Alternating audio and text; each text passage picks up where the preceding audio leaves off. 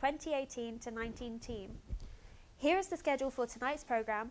For the first 30 minutes, Bill and I will be running you through the part-time officer results, this year's photo turnout, as well as discussing the key issues at the heart of this election. Then at 6:45, Andrew and Ahmed will be in the studio to report on the Vice President for Activities and Welfare results. Following that, Noiza and Ogo will be on your screens to tell you the other two Vice President's results, the Education and Sport Vice Presidents. And finally, us two will be back on your screens to report on the biggest result of them all, the presidential. Will it be Warina or will it be Aaron? I have no idea who it's going to be. It's going to be a fascinating night. It is going to be an exciting night. And remember, you can get involved too by tweeting us using the hashtag KentVotes. We would absolutely love to hear your thoughts this election, who you think is going to win, and of course your reaction to the results, and please let us know. We'll also have reporters down at venue to update you on the results that are coming in as well. It's going to be a long night and we hope that you can stay for the continuation of it. But overall, it's going to be an exciting night and an important one to decide who's going to represent you next year at Kent Union. But enough of all the chit chat, let's get started. Since Monday, you've been voting in your thousands for your favourite candidates for this year's Kent Union team. You've seen them all waving banners outside of venue, wearing colourful t-shirts and of course handing out flyers. Students have been voting in their thousands, and tonight we are also able to reveal this year's election turnout. Over to Christian. So thanks a lot, guys. The turnout for this year was an astounding 3,542 students voting. This excludes the votes from the Medway Pharmacy School, which was the reason behind the recent delays in releasing of the election results. Even despite this exclusion, the turnout figures grew by 200 students since last year. So it seems like we're doing well in increasing the interest in university politics. So what's your view on the turnout, guys?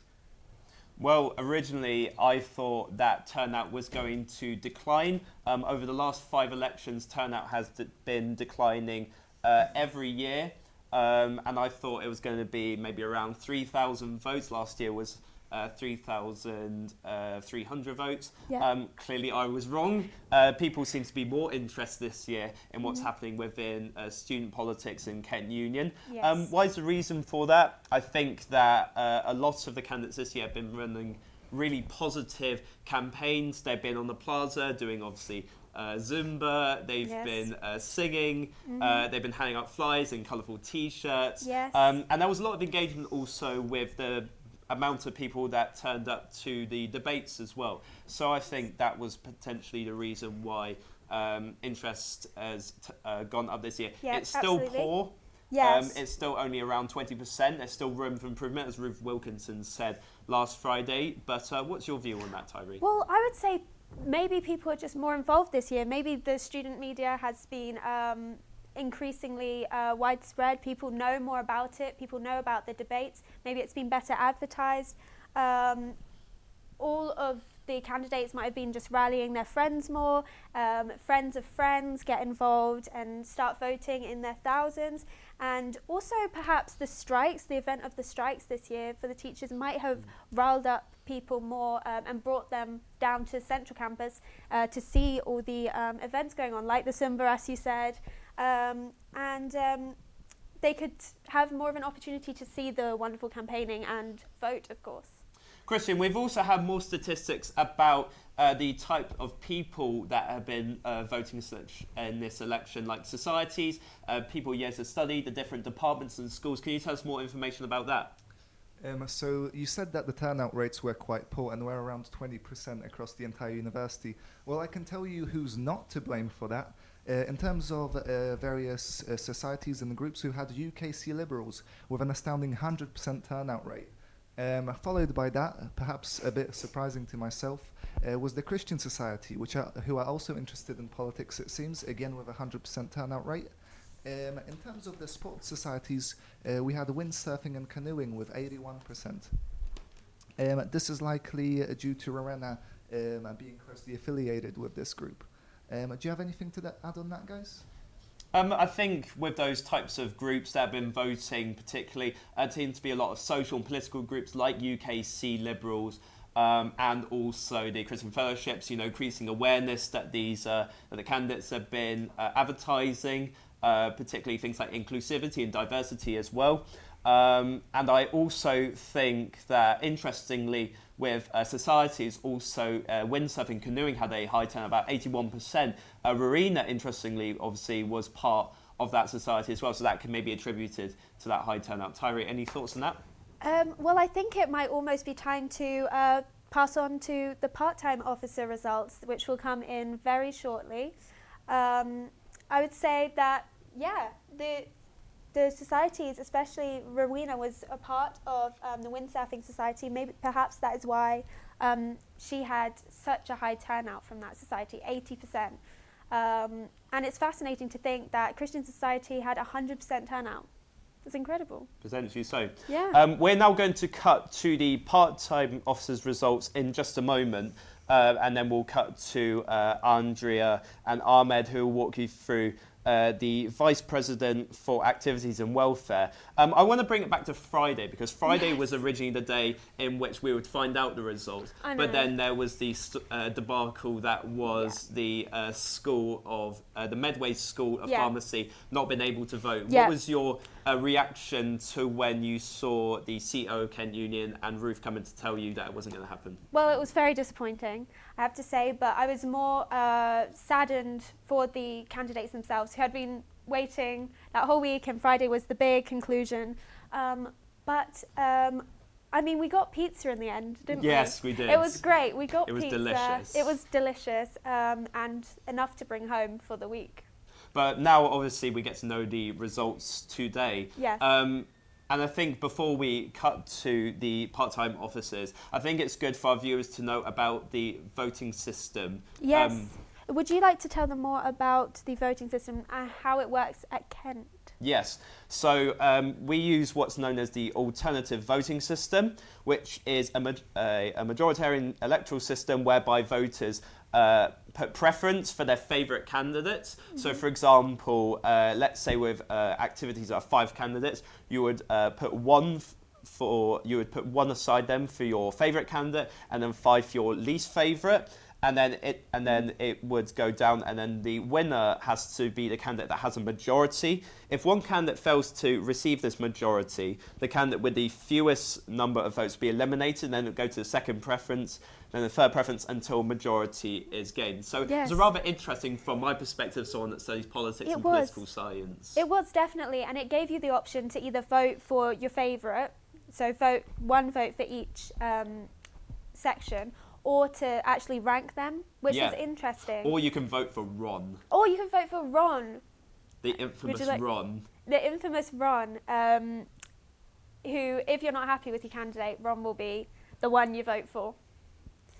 Right, so would you say there are advantages to the AV, the alternative voting system? There are a lot of advantages to the alternative vote. Alternative vote is used in Labour leadership contests and throughout the country for student union elections. So the advantage is that no vote is ever wasted, because obviously your votes will matter even in the final legs of the preference voting. Yes. It does also means that candidates have to appeal to all voters, so it requires that. So it's a good system. In 2011, there was a referendum held to decide whether we want to keep in general elections first past the vote, the alternative vote. People clearly in favour of first past the post. But I think alternative vote is very interesting, and it's very good for these types of elections because it shows that candidates have to be broad-ranging and supporting for everyone as well. That sounds very interesting. And would you say there are limitations to AV? Like all voting systems, there are obviously limitations towards it. So, for instance, AV is not proportionally representative. Right. And also, in like a close race, for example, the compromise candidate will be eliminated immediately. And also the other biggest issue I feel with the alternative vote is that you'll get something called donkey voting, so that candidates, people who would the electorate would simply just rank candidates without thinking about who the candidates are or reading into them in particular. That could lead to donkey voting, not a very appealing candidate.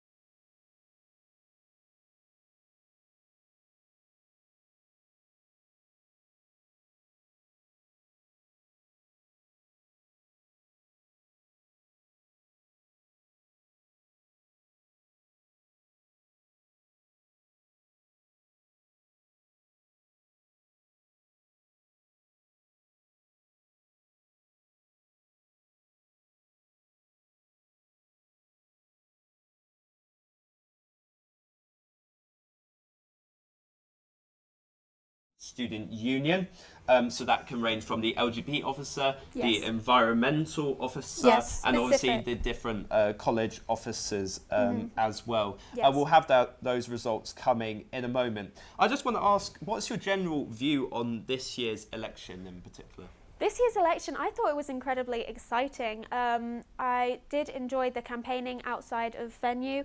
I did think that we had two very strong presidential candidates. It was definitely hard to tell between the two who would win, as we saw in the exit poll. So close, 50% almost for each. So I thought it was really interesting. Really interesting. And I can't wait to see who wins because it's so close to call. And we're both first year students. We so are. What was your experience, your first ever experience of the Kent Union election? What was it like? Well, I thought the Kent student election was something that I was definitely more involved in because I am part of the student media. Without it, I would say I probably wouldn't know what it was or what was happening. So I think maybe that's something we have to work on for next year, maybe for next year's candidates as well, or just the university in general, just emphasising how important it is to actually vote and how the mandates actually can make a difference. Obviously, we talked earlier with Christian about the poor turnout. We've just been told that we're now ready to go live in just a moment to the part-time officers. We'll be back to you in just a moment. We're going to go live to the part-time officers role now. We'll see you in a moment. Teams have been fantastic. Out all week, braving the elements, campaigning really hard, and demonstrating amazing resilience over the weekend after the vote was extended. This has resulted in 3,545 voters. But yeah, the event is about to get started now, so I'll catch in with you when it gets started. Give a round of applause to the candidates and their team. Yeah.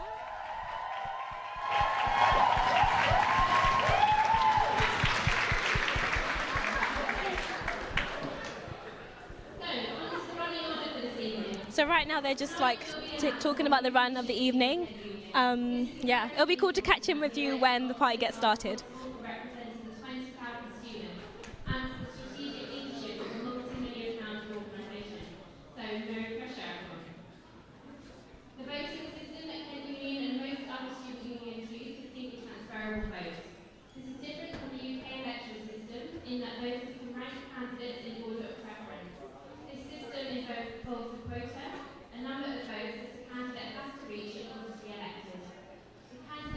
right now they're going through the procedures of the night and what it's going to entail.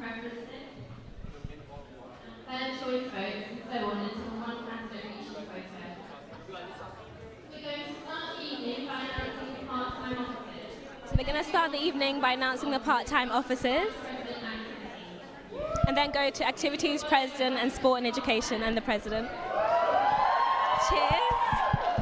Then Vice President Sports. Then Vice President Education. And finally, we'll announce Union President at the end of the evening. So as you can see, the support here is amazing. There's so many people here to support, and I've just got in that we've got over 29,000 votes. That is absolutely amazing. So thank you to everyone that has voted. Please do make way for them to come through.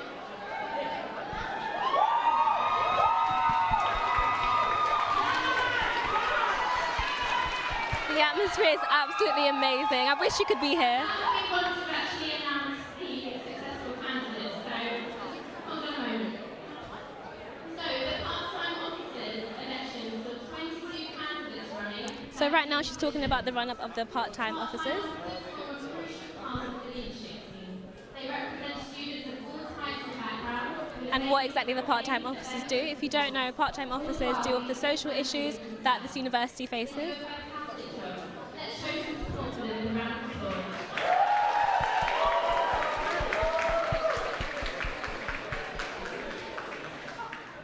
I'm now going to call out the names of the newly elected part-time officers. So here it is, guys. Stand in front of the stage as I call out the names. So here it is. Drum roll. So BME Officer Blackface, Davina Beckford. Davina Beckford has just won BME officer. BME Officer Open Pace, H.U. Banjoko.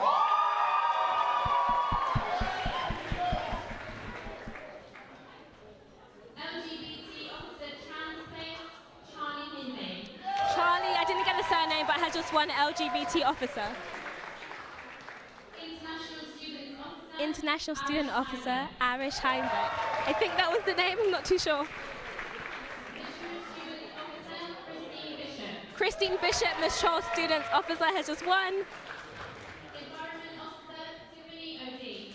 Tiffany O'Dean, Environment Officer, has just won.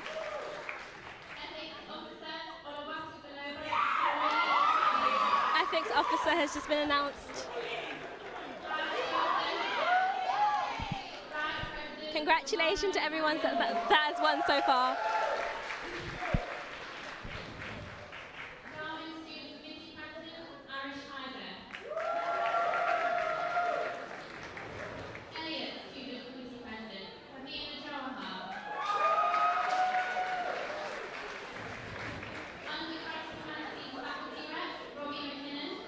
Robbie McKinnon, congratulations. Undergrad Sciences Faculty Rep Ethan Passo. Congratulations. Undergrad Social Sciences Faculty Rep Melissa Lee. Congratulations. Postgraduate Research Humanities Faculty Rep Katie Stocking. So right now they're talking about the reps that have been announced, and congratulations to them. Student trustees are Lily Devman and Alex. Get ready for what?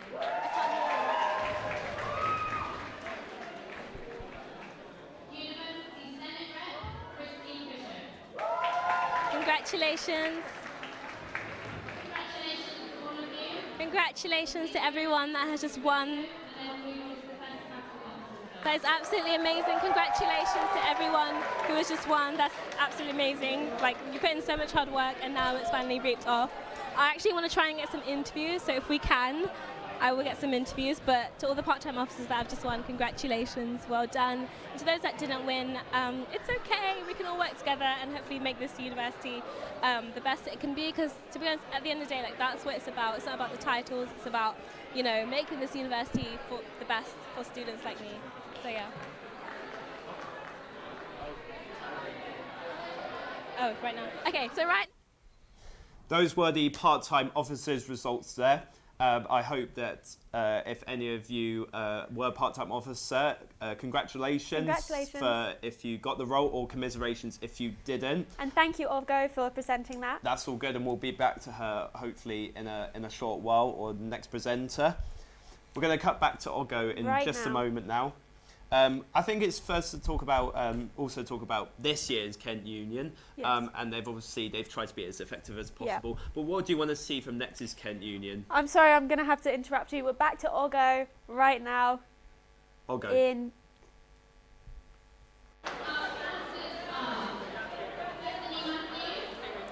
everyone. So right now, a lot of screaming and cheering. I think they're about to announce the winner of the activities. It's going to be amazing. Let's see. Right now they're announcing the candidates, so let's see who the winner is. Whoa! A lot of support for Sasha.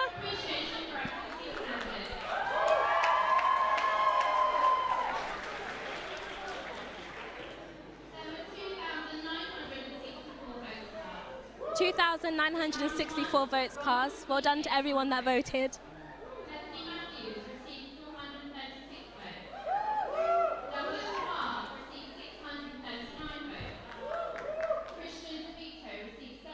Just trying to see the screen.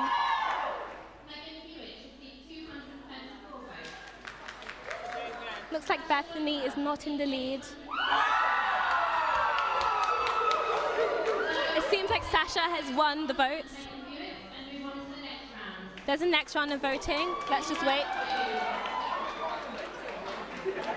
We're going to recount the votes and see who actually won overall. Douglas Carr, 633 votes. Christian DeVito received 761 votes. Sasha Langfell, 800. So Sasha has received the most votes. There's another round of recounting the votes just to make sure that they call the right winner. In round 3, Douglas Carr received 740 votes. Christian DeVito, 844 votes. Sasha Langfeld with 900. Sasha Langfeld! So much support. Another round of voting. Another round just counting of all the votes. This is the last round of voting, and we'll find out who won. The person with the most votes will win. Christian DeVito, 981 votes.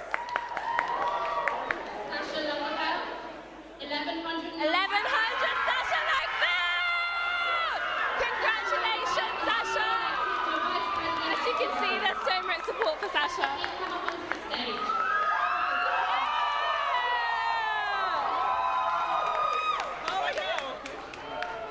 Is it okay if I interview one of you guys for the TV? On Sasha's win? Yeah, anyone. So Sasha has just won. How do you feel? I am so happy. It's been a long time coming. The election process was crazy. Campaigning every day for the past week. But it's amazing. It's amazing. So proud of her. Exactly. Oh my gosh, I'm so happy.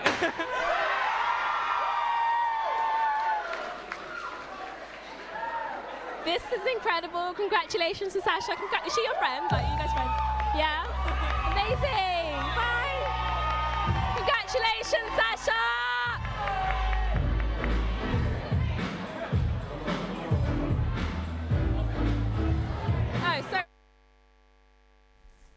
Hello, my name's Andrea Nazareth, and this is Ahmed Shahid. Hello.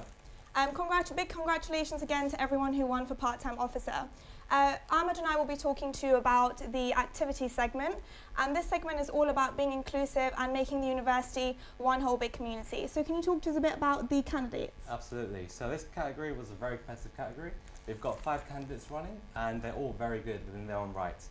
So the people who are running is Beth Matthews, Douglas Carr, Christian DeVito, Megan Hewitt, and Sasha Langfeld. So we have 5 candidates for this category. Amazing. It shows that it's quite a strong category because 5 is the most we've got out of all the categories so far. So who do you think is the strongest candidate? For me, that's very hard to say because all 5 of them are very good, like I said. They all have their own strong suits and they all have something to offer. But if I was to choose one personally, I would have to say Beth Matthews. it's mostly because she really is pushing for a sense of community around campus, and that's something that's quite important to me. Yeah, that's true. I actually really like the fact that she wants to integrate every society into the community, into University of Kent. The LGBT plus group, if you've heard of that, she wants to increase awareness of that. And I think at the moment it's quite isolated society at the University of Kent. So the fact that she wants to include this into a manifesto is a great point. So anyone that's weak that you consider from the candidates? I personally wouldn't say that there's anyone that's weak, to be honest, because like I said, all 5 are very good. And it's pretty difficult to just pinpoint one person who's fairly weak. So we've just heard now that we have the news of who's won the activities, and our winner is Sasha Langveld. So amazing! Congratulations. Congratulations. She was very good, and her campaign was also very memorable. Was there anything that you'd say that stood out to you? To be fair, when I saw outside campaigning, it was amazing. She feel like it looked like she had great interaction with the audience, and she just seems like a very happy, friendly, and approachable character to go to. So, yeah, I'm really, really happy for her. What about you? Can you tell us more about Sasha? For me personally, there's something that particularly stands out for Sasha is a quote that she used in all of her interviews, and that's "Be the change that you want to see in the world."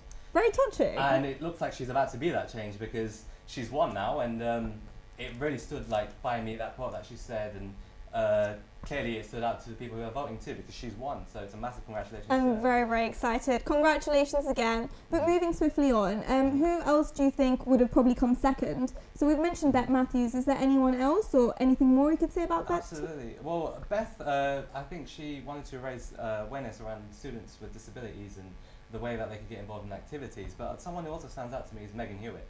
Megan Hewitt has a very good campaign in my opinion because of her leopard print. I saw that. It was very good. She was always wearing leopard print dresses and she had the leopard print stickers, and she had the hashtag, which is Hands Up for Hewitt. It was a very strong campaign. So it's commiserations to Megan Hewitt and the rest of the candidates, but Sasha is our winner tonight. Sasha is our winner indeed.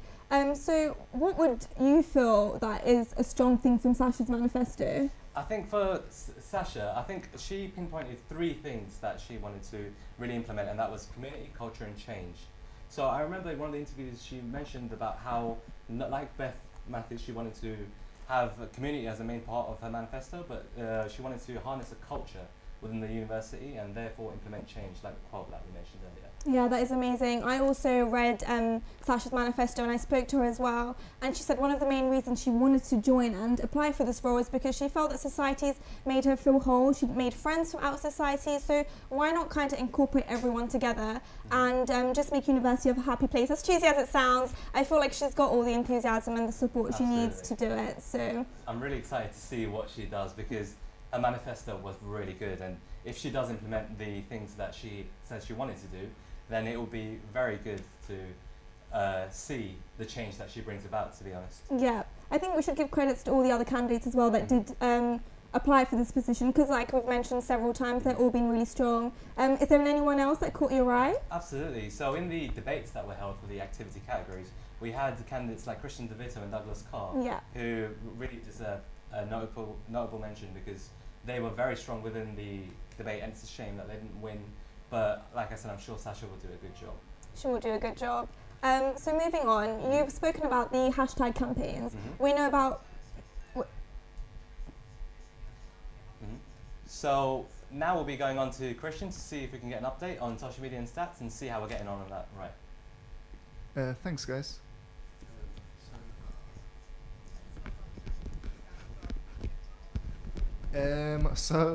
What I can tell you about is the exit polls. So initially the exit polls are actually designed to predict the election results. Unfortunately, this year's exit poll for Vice President of Activities, as you can see, stood to prove how wrong exit polls can be.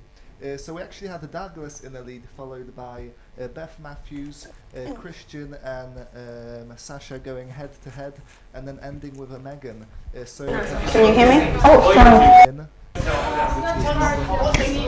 So we were all surprised. All of us that did have a look at the exit polls, we were all very surprised. But congratulations. Back to you guys. Hello? No. I never knew there was a secret lift to the venue from here. I was like, wow. So they have a key and everything. This was a big prominent thing. That was cool. Did you guys know that? I was talking to you about it. Yanni was walking me and I was like, where are you taking me? I was like, is there a door? And then she was like secret. And I was like, where are we going? And really? we also there was a have lighthouse some other here? very prominent hashtags such as Believe in Beth, which is also very strong. And in another category we had Feel the Burns, deliver very good, but now I guess we'll be taking a break and going on to a BT. Oh, I thought you meant the actual lighthouse. I was like, we're quite far from the shore. I was like,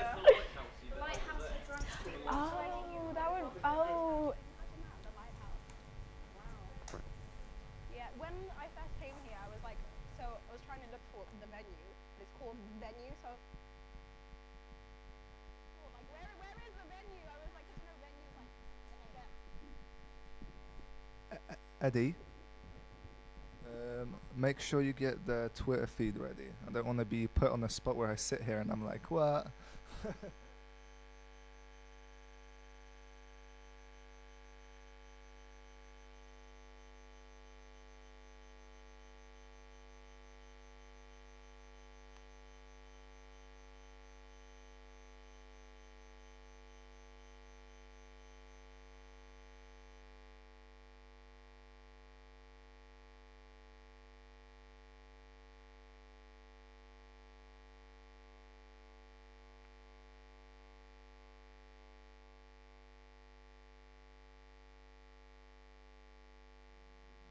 I think we'll wait till tomorrow.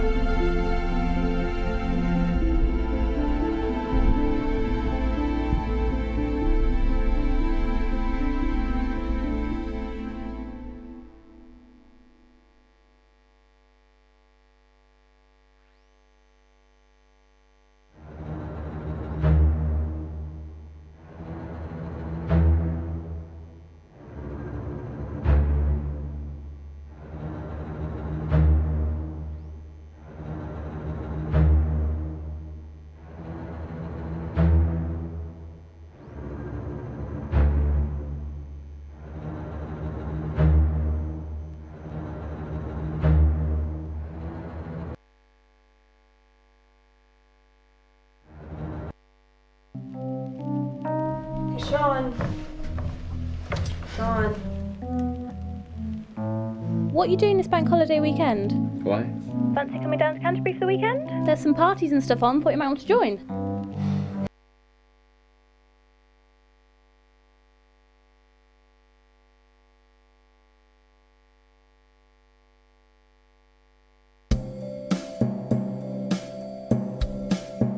How's campaigning going for you? Campaigning is going good. It's getting rough, I'm not gonna lie. The weather's horrible.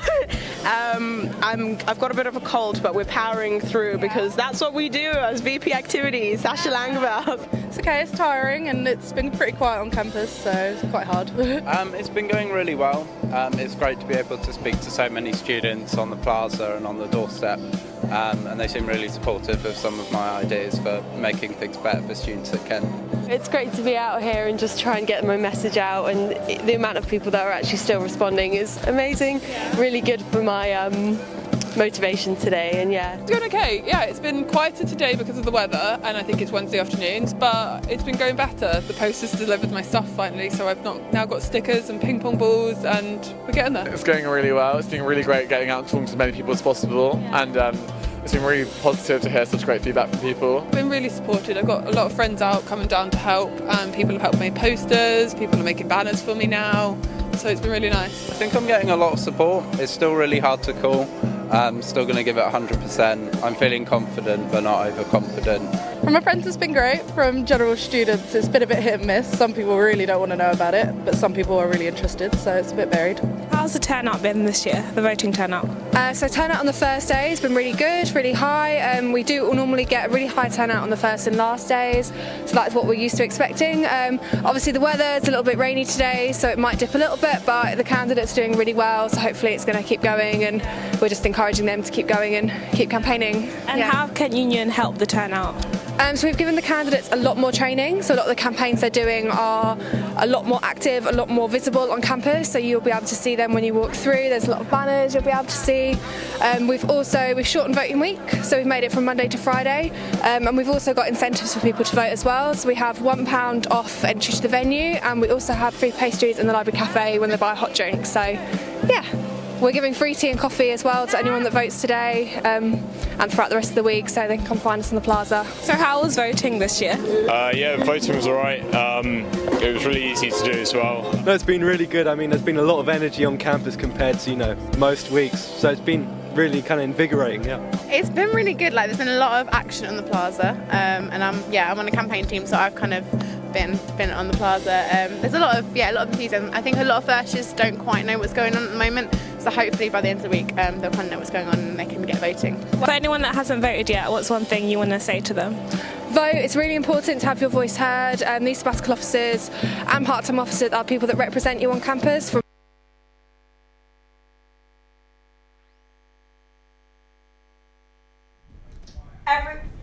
Everyone, let's show our appreciation for the new winner, the VP of Activities, Sasha!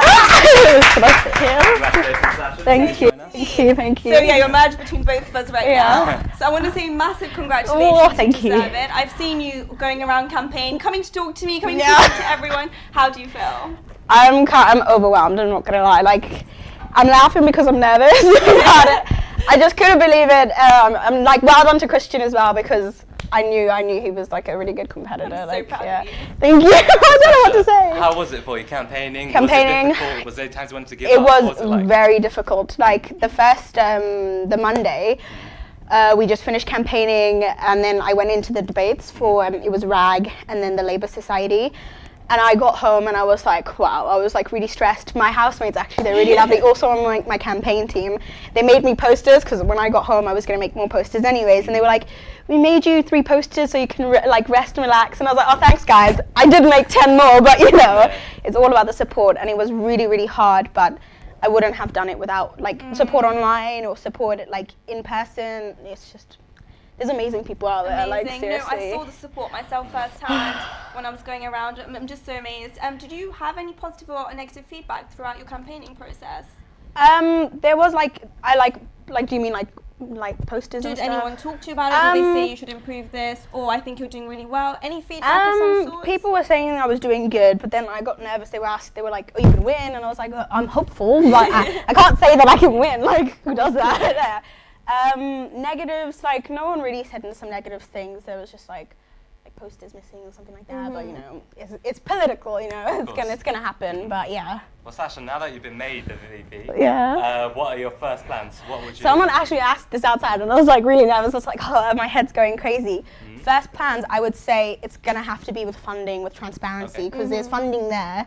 And if we get that out of the way, then people can have funds and they can make, societies even better than they were. Exactly. And then when we have the funds, we can do the collaborations. So I think it's transparency with funding is going to have to be the first thing that I have to do. Sure. Yeah. That's great. Thank you so much. And all thank the best you. with your manifesto in action. Yeah, thank you. you. I'll be going over to Christian in a few seconds, and Christian will be able to talk to you. So hey guys, now we move on to the exit polls for the Vice President of Welfare. While our last exit poll was not exactly successful in predicting who the winner would be, we can we can hope that this one will be a bit more accurate. So in terms of the exit polls, we've got Jake, Pitt and Amadale going head to head with 13 votes each, followed by Anna Mears with only 11 votes, with 11 votes, only 2 votes down, and then ending with Abby Harris. So again, the difference between Abby Amadale and Anna are absolutely negligible, especially considering that only 40 people took part in this exit poll.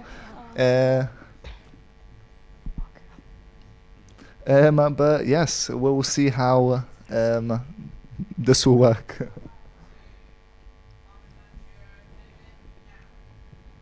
So, welcome back, guys. Just following on, talking to our winner of VP Activities, Sasha. So, one question: what made you want to apply for this role and position anyway? So, what motivated you? It was actually quite a funny story. I know we keep going back to Black History Month, but when I created the protest for Black History Month, people just came out of the woodworks and were like, "Oh, president. And I was like, are you mad? I was like, I barely just managed a protest. And then as it went on, I just kept thinking about like making the union better. And then people were like, you should really go for this role. And then I thought to myself, why would I go for president if I can't do the other VP roles? I was like, why should I run before I walk? So then I thought, which one am I going to be best at? And I thought activities. So that's what people... Clearly you've won. You made the right decision because you won now. And it's something I'd like to ask because I've been mentioning it a lot since we've been seeing it. It's the quote that you've been using a lot, which is be the change that you want to see in the world. Yes. That stood by me. What's the significance for you that you've been using it a lot? For me, it's kind of like I use it in the protest as well. It's kind of like, it's easy for people to complain about things. Like everyone can complain, but how many people can actually do change? I'm not going to say change is easy. Like I'm not going to say I'm going to walk into the office the first day and change like everything. It's going to take a lot of work, but I'm ready for the challenges. So, yeah, I'm ready. I think you are. I mean, the smile on your face is what I've been seeing throughout the campaigning. So one thing that really stood out for me is that you mentioned Medway campus as well. I mean, I think it's quite unfair that they are not given the significance they deserve, and that's one thing you included in your manifesto. Can you talk to us a bit more about that and what you aim to, and how you aim to work with them actually? Okay, so my manifesto was very universal because I went to the Medway campus and I spoke to the people in charge there of activities and volunteering, and I was telling them the problems that we have in Canterbury and seeing if they were quite, the same. So I made my manifesto as universal as I could because what I achieve here in Canterbury, we will achieve in Medway. So all the problems they had here, she was quite surprised that they have the same problems in Medway.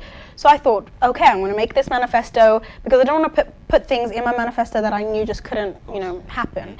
So Medway is included all the way. What will happen in Canterbury will happen in Medway for sure. So yeah. Well, I'm sure Medway is very excited to see changes and you'll be at the head of that. But now it's been very good talking to you, Sasha. Once again, congratulations. Thank you Really so excited much. to see you. Oh my gosh. We're going to go for a break now and see what the candidates have been up to. But thank you again, Sasha. Thank you, guys.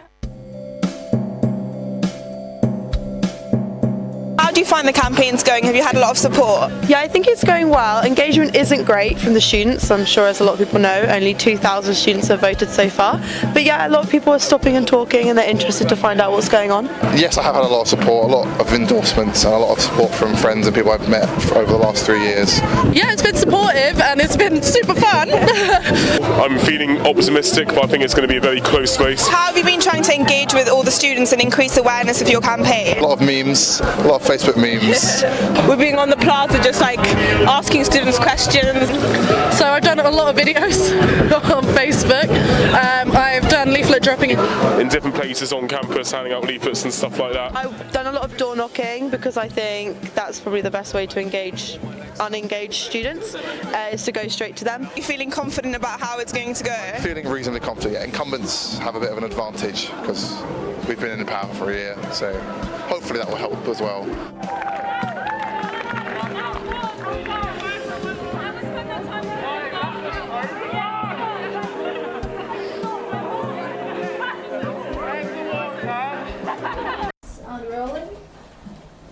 Camera roll.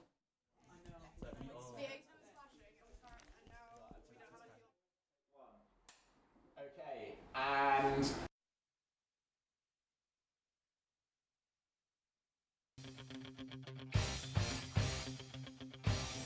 My name's Emily Window and I'm running for Sports Vice President. The main point of my manifesto is to make sure that Sports at Kent is a welcoming environment for all people and individuals. This means implementing zero tolerance policies towards homophobia, biphobia, transphobia and racial discrimination. Vote for me if you want to see Sports at Kent bigger and better next year. I'm here for representation, facilities, getting your student voice heard throughout this year. So if you want to see sports as best as it can be next year, win with Window. My name is Erin and I am running for VP Sports. My main point is inclusivity, so whether that's costs, social sports or you're part of a minority group, I want to make sure that sports is there for everybody. People should vote for just a change, so whether they want to see a change in sport or whether it's in Kent Union, they should vote so they can have a voice and have a chance to have a say. It's fit for sport. My name is Nadia McMillan and I'm running for Sports VP. My main point is probably to get every student at Kent University more active, whether that being a sedentary student, someone in a sports club or a professional athlete already. I just want to get everyone more active, more involved in sport. Please vote for me, Kent students. I really want to make a difference to the sports in our amazing university we have. I want everyone out there to get more involved in sport. I want to make the sports teams better and more accessible to everyone at the university, not just the sports players. So please guys, let's hashtag Move with Macmillan.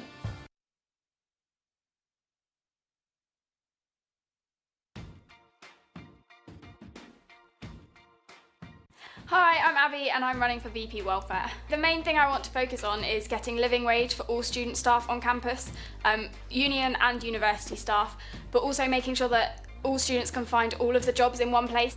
I'm really passionate about empowering students and making sure that everything is right for them and they're getting the right support. So please vote for me for VP Welfare. Abby for Welfare. I'm Anna Mears and I'm running to be VP of Welfare. The main point of my manifesto is to stand up for marginalised groups, in particular female students and LGBT plus students, people that are not typically heard. I'm really going to make a big deal about making a difference. It's really, really important that students vote in this election. Sabbatical officers have a huge impact on your student life. I would really encourage you to read everyone's manifestos. Please read my manifesto. I would really love to tell you what I want to change about university. Hashtag March with Mears. My name's Jake Pitt and I'm standing for Vice President Welfare. But the main point of my manifesto is housing. I think that's an issue that affects so many students. Vote for me for a Kent Union that stands up for students on the issues that matter to us. Hashtag Make It Jake. My name is Omalade and I'm running for Vice President of Welfare. So my main manifesto points are providing alternative payment plans for students in financial hardship, adding substance to student groups' roles, so providing e-modules that they can do on diversity and inclusivity, and also bringing our accommodation to the 21st century. Definitely use your voice, whether it's voting or whether it's through your different activities, definitely using your voice to speak about your experience, and I hope you can go all the way with Omalade. Welcome back. If you've just joined us, we have just spoken to the winner of the VP activities, Sasha Langveld, and now we'll be talking about the category of VP Welfare. Andrea, could you just tell us a bit about that, please? Yeah, of course. So we have another strong category with welfare, and we have 4 strong candidates running for it. So the first one is Abby Harris, then we have Anna Mears, we have Omalade, and we have Jake Pitts. Brilliant. So you were at the debate. Was there any particular candidate that stood out to you? Anyone that seemed very strong? It was actually my first live debate, and I think it was amazing. The atmosphere was great. Everyone actually represented what they wanted to, and the main point that was represented was mental health. Okay. And I think that's important because no matter who wins at the end of the day for this category, I know that that would be solved. They will try and action it. But I think the strongest candidate was Jake Pitt for me. Okay, any particular reason? Was there anything in his manifesto that stood out to you? So he actually was very enthusiastic in his role and when he was asking questions, answering questions as well. And one thing that really stood out to me was the fact that he wants to make sanitary products free across campus, and I think that's quite a brave move. That sounds like a very good idea, but do you think it will be able to be implemented easily, or is that going to be pretty difficult for Jake? So yeah, that's a very good question, because if it was easy, then it would probably be already implemented across universities across the UK, but it's not. But I think the fact that he's put his confidence across and he's integrating current news in today's manifesto is great. Sure. So yeah. So now that we've spoken a bit about Jake, let's talk about someone else. Omalade at the depot. Did she stand out to you? How was her campaign to you like? Omalade was great. So I went around the campus looking at campaigns that were happening, and she just seemed to have a great atmosphere. There were a lot of people rooting for her. She had banners everywhere, people supporting her. And you know what? I think she has a strength. She's a current Black and ethnic minorities officer. So she has got her own community there as well as everybody else. Yeah, at the I remember that. I remember going around campus seeing the yellow shirts, the music playing. Exactly. It definitely stood out to me, and that makes for a very strong campaign. But let's go to the points in the manifestos. You mentioned Jake Pitt. Was there anything else that stood out in the manifestos to you? Anything that you think will be quite good for the university? Yeah, so as I mentioned, mental health is something all of the candidates spoke about, but what he really pinpointed significantly was we should get rid of the cap in terms of counselling visits. So we have many students right now that they may be going through difficult times. It's not good to wait for someone to talk to. If the university provides services, that if you want to talk to someone, you can go to them straight away, that is great. So getting rid of this cap is amazing. Actually, I want to mention Omalade as well. So she really wants to eliminate hate crimes at the university, which I think is great. She just wants to make an inclusive environment, which just builds a positive atmosphere at the University of Kent. Sure. This category stood out to me personally too, because almost all the candidates made some very interesting videos that were put up on YouTube. They were covers and other videos. So we had like Abby Harris's Despacito cover, and we had Anna Mears's video. So the candidates had a very, very strong campaign. And did you think there was anyone who was weak within the category, or would you say that they were all fairly strong? So I think it's hard to say if someone was weak. Everyone did really, really well. I think it all just depends on perception. We're all very strong candidates. Anna Mears, she was a good one as well. I haven't mentioned her. Her manifesto was about liberation, about, again, inclusive environment, and she wanted to talk about the LGBT plus society. Brilliant. So now we're going to go to Christian to see if he has something to tell us about exit polls. Guys, I could either repeat to you what is going on in the welfare exit polls, which haven't changed much actually, or I can tell you about the genuine atmosphere behind the screens of people that are currently watching us online and our live feed. So we seem to be getting a mixture of feelings. Some people seem to be very excited. As you may have seen earlier in the venue, a lot of people are cheering, a lot of people are really enjoying the scene. In terms of the comments that we're receiving online, we had a lot of people congratulating Sasha already. Other people just seem to be out there to make silly jokes. Someone commented on the elections being as fun as having your toenails pulled out with a chainsaw, which I found pretty entertaining. We're gonna wait for more to come over on our media feed, so I'll be looking forward to that, guys. I hope you post.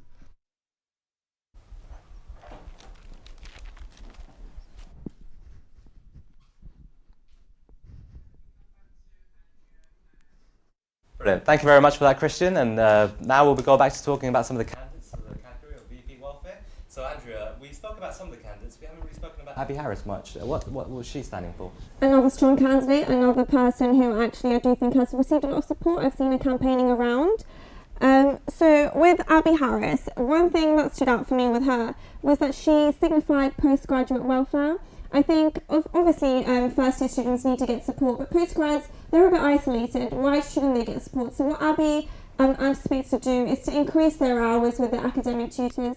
They deserve support as well, I think, you know. They're doing masters right now, post-graduation studies is a lot of work.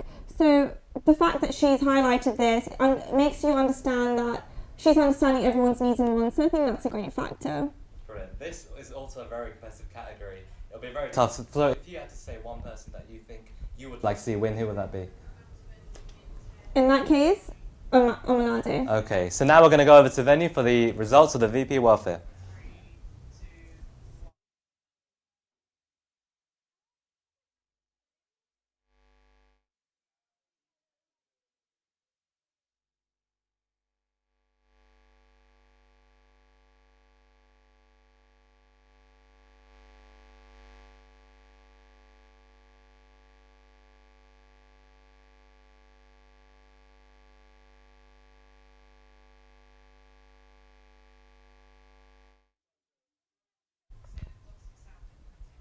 Sorry about that, guys. We're having a few sound difficulties, so we'll go back to talking about Abby Harris and her manifesto. Andrea, what you were saying about the issues that she stood for, what were they? Yeah, so one of the issues that I highlighted is that she wants to support postgraduate students, and I think that's great because they are quite isolated. Yes, they have their own independence, but being a postgraduate student, you have a lot of work. It's quite a heavy timetable, so I think academic tutors should do more to help them, and that's something she's highlighted.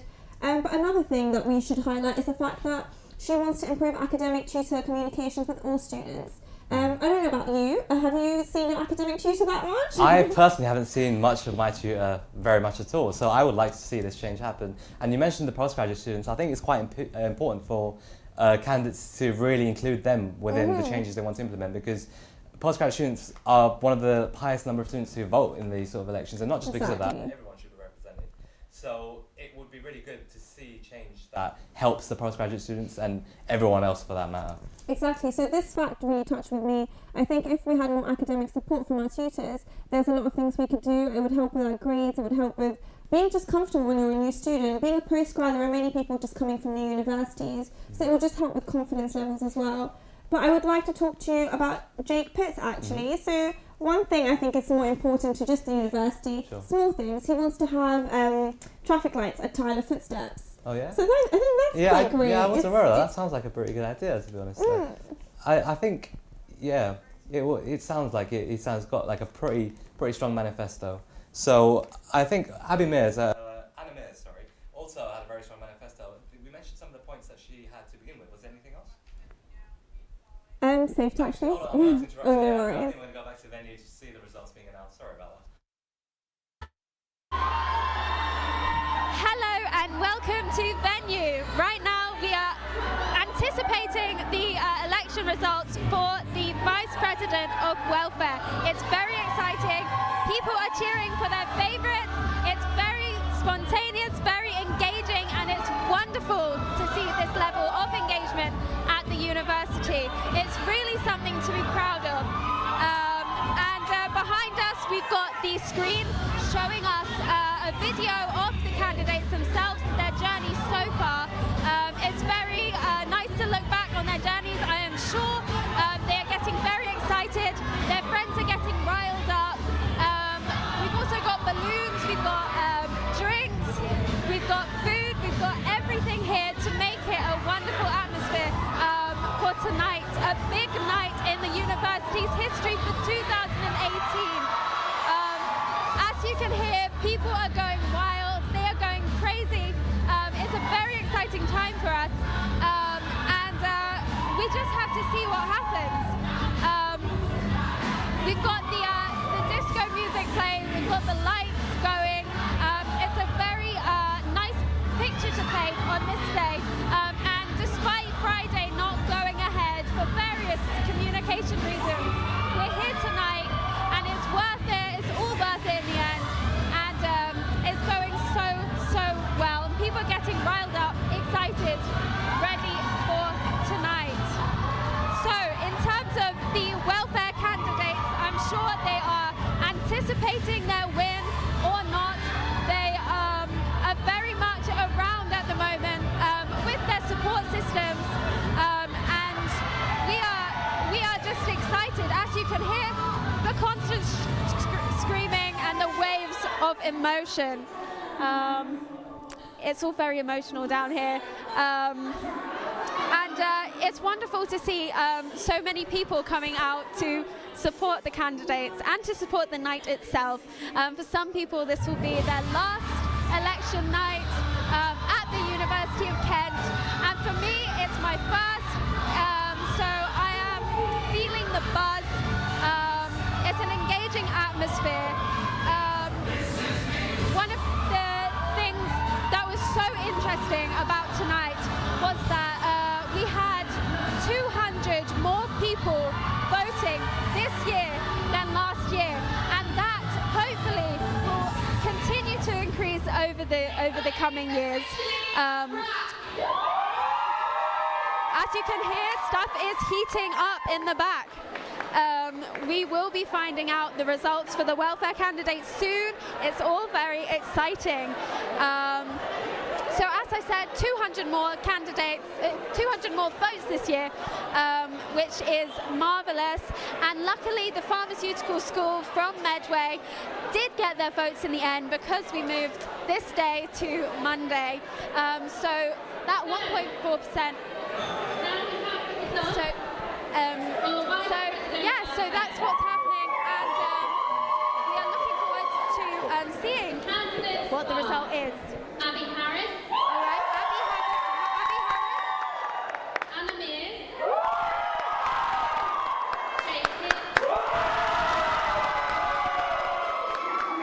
And Omalade.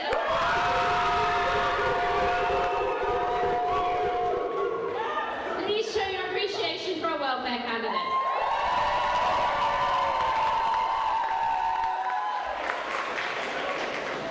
There were 2,817 votes cast.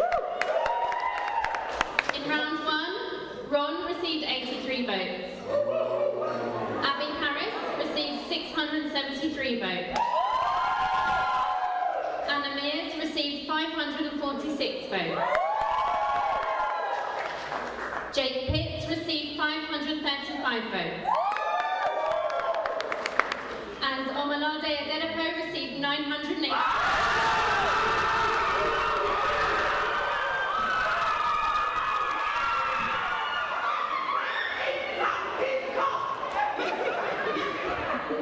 Which means we say goodbye to Ron and move on to the next round. Round 2. Abby Harris received 683 votes. Anna Mears received 549 votes. Jake Pitts received 542 votes. And Omalade Adedapo received 990.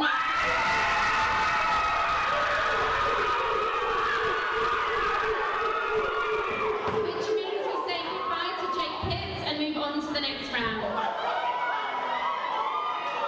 Round 3. Abby Harris received 789 votes. Anna Mears received 624 votes. Omalade Adedapo received 1,000.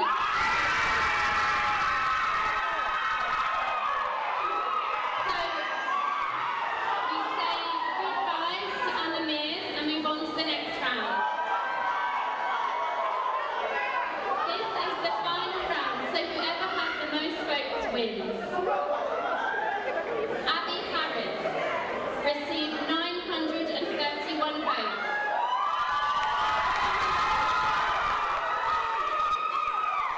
Omalade Adedapo received 1,200.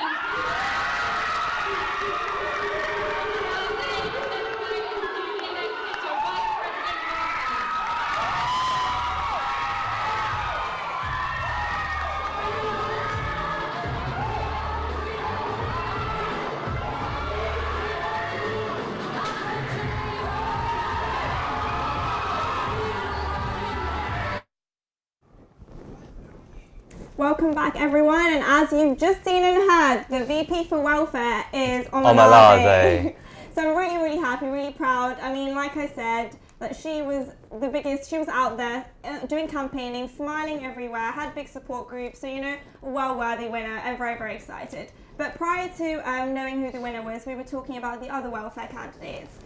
So yeah, why do you think Omalade won? I think she just seems like a very, very strong candidate. She knows that she means what she stands for.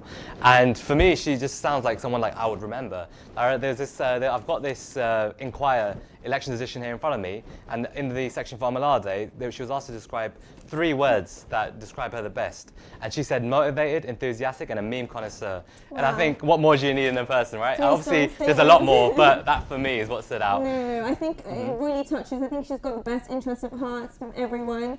Yeah, definitely a worthy winner.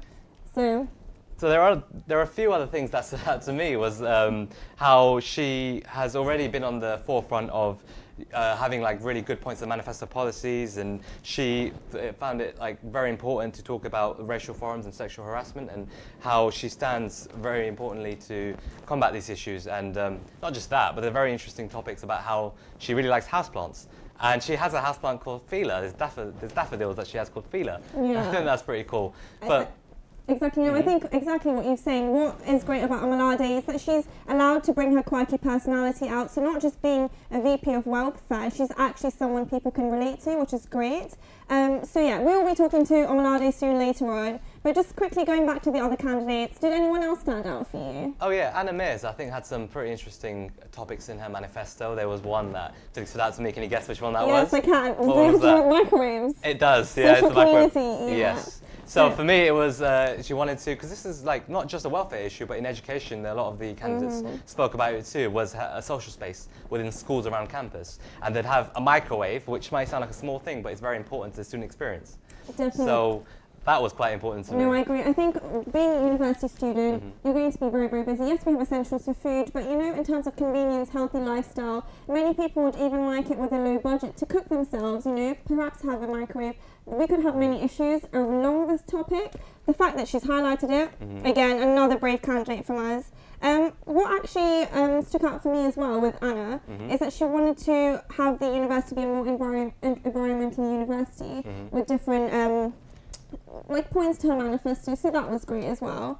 Sure. Yeah. I think it all just really boils down to the matters which are most important to the person. And I think with Anna, we saw, obviously it was the social spaces, we had the LGBT plus students, and we had a number of other things that were really important to her. With our winner, Omalade, she had things that we've spoken about already, but I think it's important to remember the other three candidates who unfortunately didn't win. There were some important topics, and perhaps Omalade will be able to include those in the things that she wants to share. Actually, great point, because all the candidates worked really hard. They've all been really, really passionate. And one thing about Omalade is she said she wanted to work really closely with the VP of Education, which is great. So she wants to work with other people as well. So despite these candidates not winning, for sure she would want to communicate with them, liaise with them, and try and make it more inclusive environment. At the end of the day, that's her aim. So, yeah, no, I completely agree with you. I think a lot of these points are very relevant, and it will be very, very interesting to see how they implement this change. We've already announced Sash as one, and now we're going to go and talk, to have a little break and give you guys a little bit of information on what's been going on.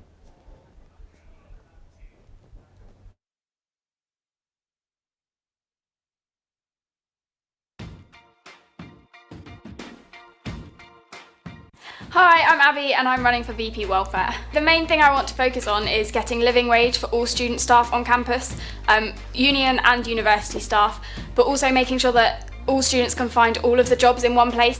I'm really passionate about empowering students and making sure that everything is right for them and they're getting the right support. So please vote for me for VP Welfare. Abby for Welfare. I'm Anna Mears and I'm running to be VP of Welfare. The main point of my manifesto is to stand up for marginalised groups, in particular female students and LGBT plus students. People that are not typically heard. I'm really going to make a big deal about making a difference. It's really, really important that students vote in this election. Sabbatical officers have a huge impact on your student life. I would really encourage you to read everyone's manifestos. Please read my manifesto. I would really love to tell you what I want to change about university. Hashtag March with Mears. My name is Jake Pitt, and I'm standing for Vice President Welfare. But the main point of my manifesto is housing. I think that's an issue that affects so many students. Vote for me for a Kent Union that stands up for students on the issues that matter to us. Hashtag Make It Jake. My name is Omalade and I'm running for Vice President of Welfare. So my main manifesto points are providing alternative payment plans for students in financial hardship, adding substance to student groups' roles, so providing e-modules that they can do on diversity and inclusivity, and also bringing our accommodation to the 21st century. Definitely use your voice, whether it's voting or whether it's through your different activities, definitely using your voice to speak about your experience, and I hope you can go all the way with Omalade.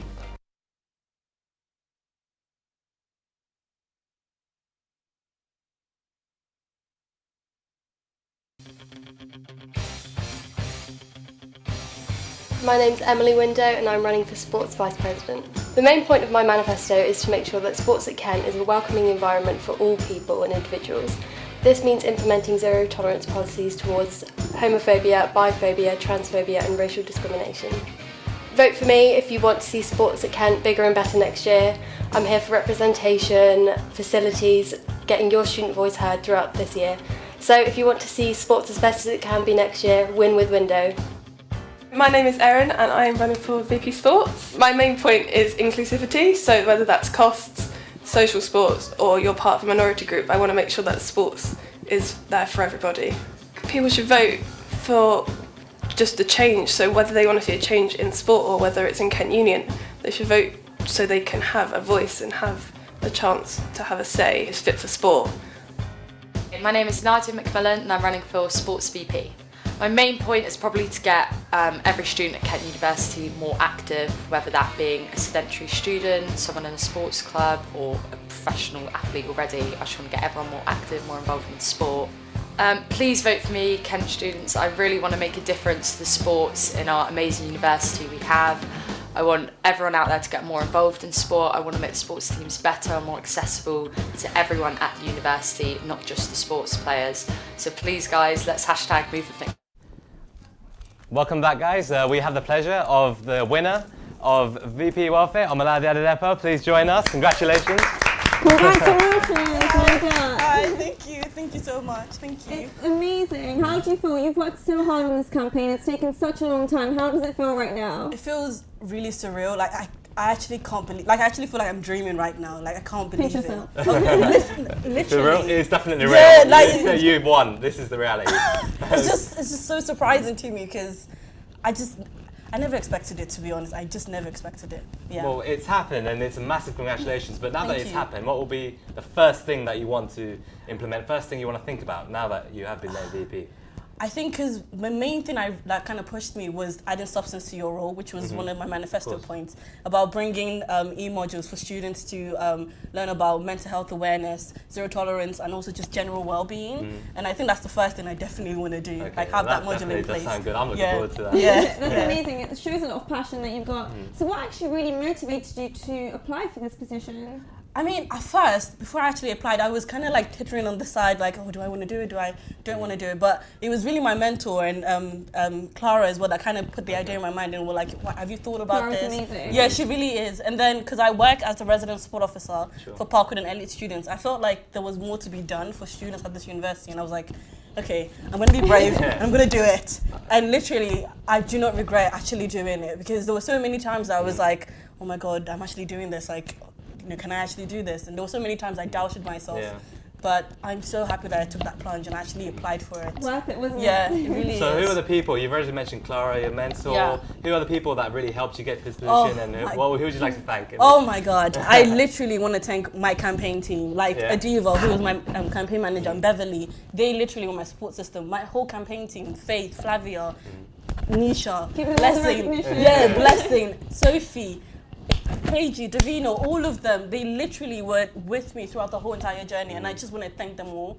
Like, they weren't like my support team. Like, there were times where like I was feeling so down, like it got to like Wednesday and I was kind of losing the morale of it all, and they just kept pushing me and they were saying, oh Maladi, you can do it, like, you can do this, and I just want to thank them because they're the reason I'm sitting here with you guys, like literally.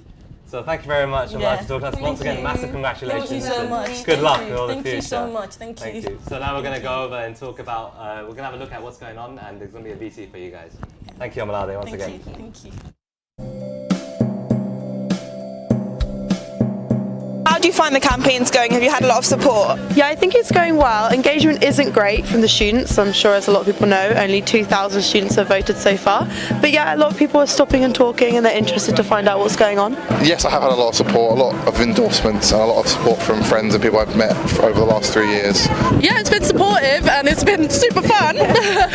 I'm feeling optimistic, but I think it's going to be a very close race. How have you been trying to engage with all the students and increase awareness of your campaign? A lot of memes, a lot of Facebook memes. We're being on the plaza just like asking students questions. So I've done a lot of videos on Facebook. I've done leaflet dropping in different places on campus, handing out leaflets and stuff like that. I've done a lot of door knocking because I think that's probably the best way to engage unengaged students, is to go straight to them. Are you feeling confident about how it's going to go? Feeling reasonably confident. Yeah, incumbents have a bit of an advantage because we've been in power for a year, so hopefully that will help as well.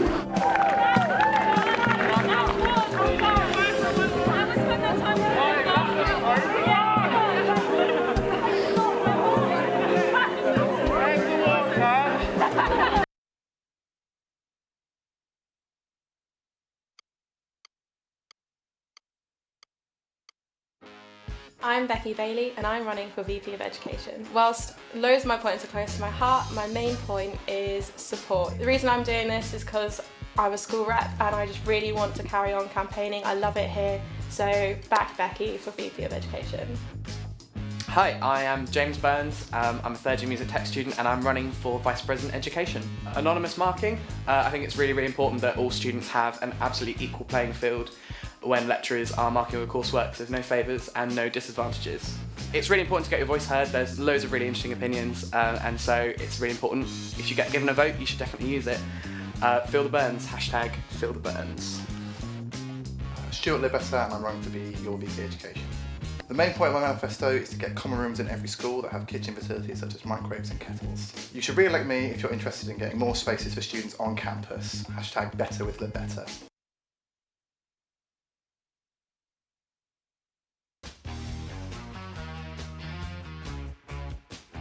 Hi, my name is Aaron Thompson. My main point of my manifesto is student voice. I think it's important that the union do work on things that students actually care about, but also make sure that they are involved in decision making before things actually come up. I think now we are at a pivotal time in history.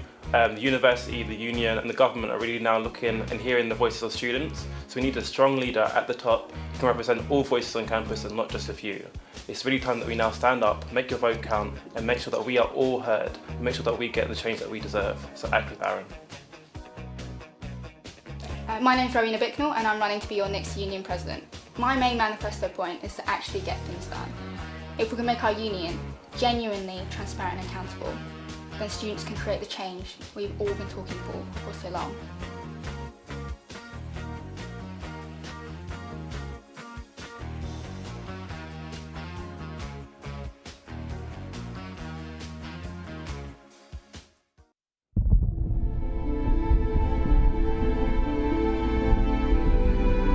Ten seconds. Was geht hier vor? Ich glaube, ich sehe jemanden. Sei still. Es soll uns keiner bemerken. 20 seconds. Ich weiß, dass hier ist. I can't take this anymore, just end it! We've got biggest time. I think we'll wait till tomorrow.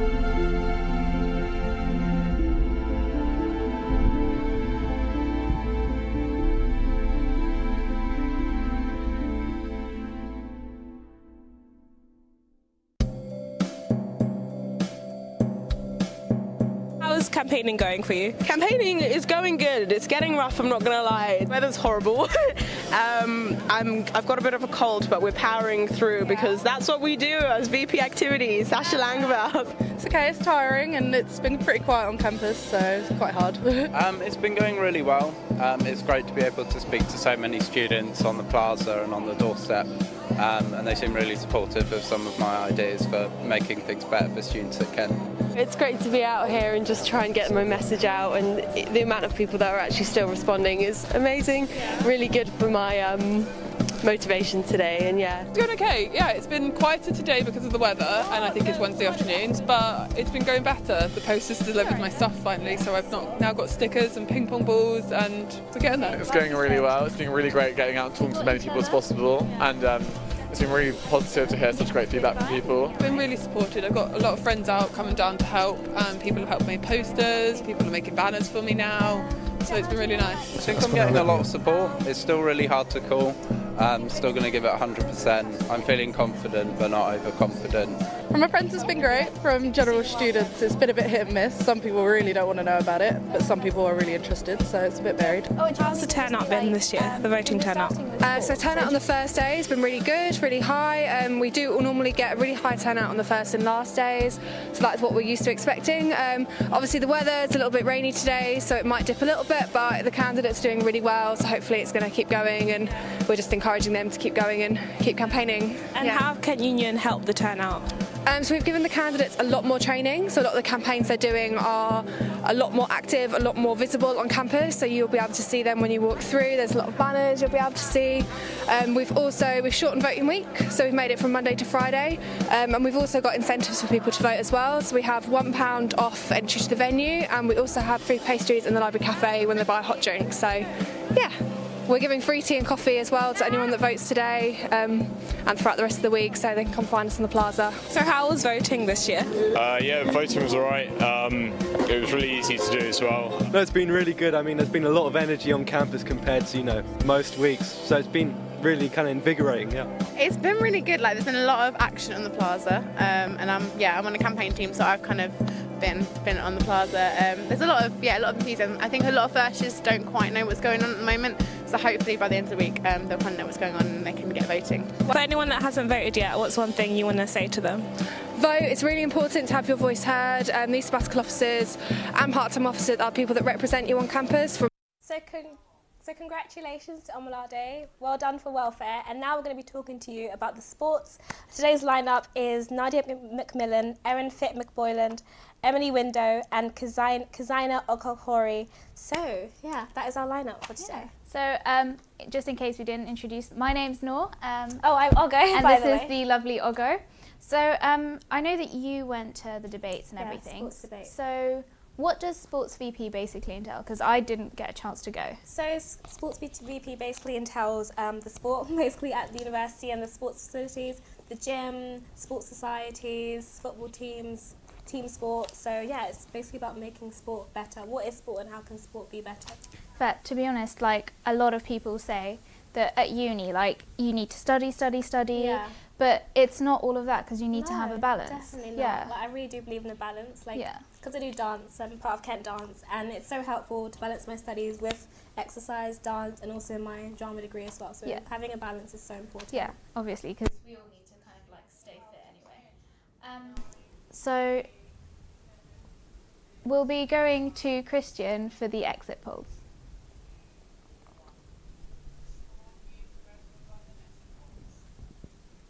So hey guys, now we're going to talk about the exit polls for the Vice Presidents of Sports. So we can see that Emily Window is on the lead with 26 votes over Erin and Nadia, where Erin has 8 votes and Nadia has 4 votes. So we can see quite a distinct lead by Emily. Let's hope that will reflect the actual election results. In the meantime, I would like to remind everyone of our live feed on YouTube, so you can go there and participate in our live chat right now. That's under Kent Television, so please visit that. We would love to hear from you. Alternatively, you can go on Twitter under Kent Votes. That's one word, Kent Votes. I'll be looking to hear from you soon, guys. Wow, that's like a really close campaign. There. Yeah, I know. Well, thank you for that anyway. Yeah. So let's talk campaigns, let's talk manifestos. Yeah. Who do you think was probably the strongest speaker at that debate? Yeah, so I went to the debate last week, and I would say maybe Nadia, only because I love what she stands for. So she's from Medway, captain of the netball Medway team, and she really wants to improve the facilities at Medway, and I think that's so important. Like, I can't imagine, okay, I get admission into Kent University, but then I'm on the Medway campus, oh no, the sports facilities are bad, and I'm part of the team. What am I going to do? So I'm so happy that she's really working towards improving the facilities at Medway, because I think that's really important. I honestly don't think Medway get enough recognition. Yeah, and that's not fair. I didn't know what Medway was Medway or where it was, was until well into my second term Yeah. of my first year. So Literally. it's definitely good.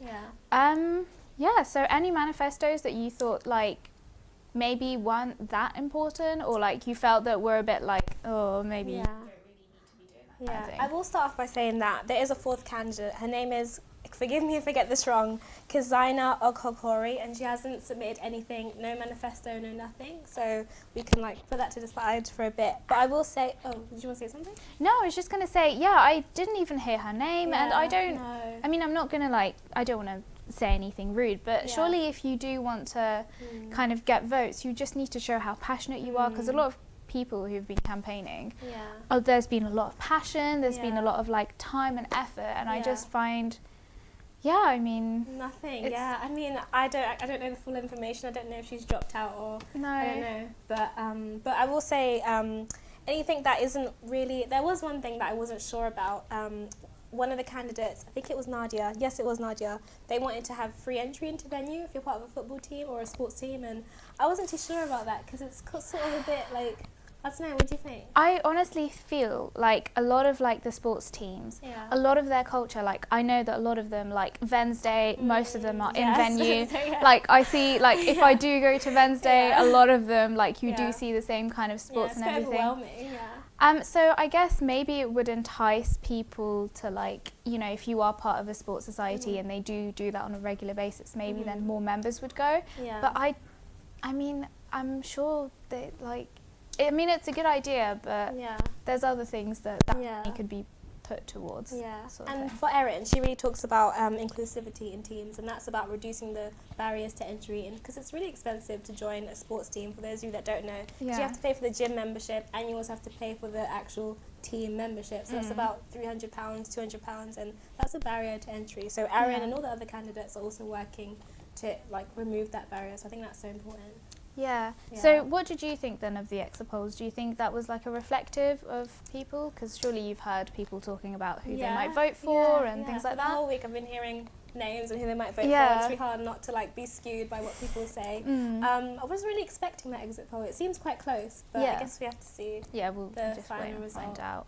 But I will say that the support is so amazing. Like I was on campus, like interviewing people, and just seeing the support for Emily and Nadia and Erin is just, it's so amazing. Yeah, so it could go either way tonight. I mean, we've been surprised by like, you know, a lot of the votes already, and like turnout was amazing this year.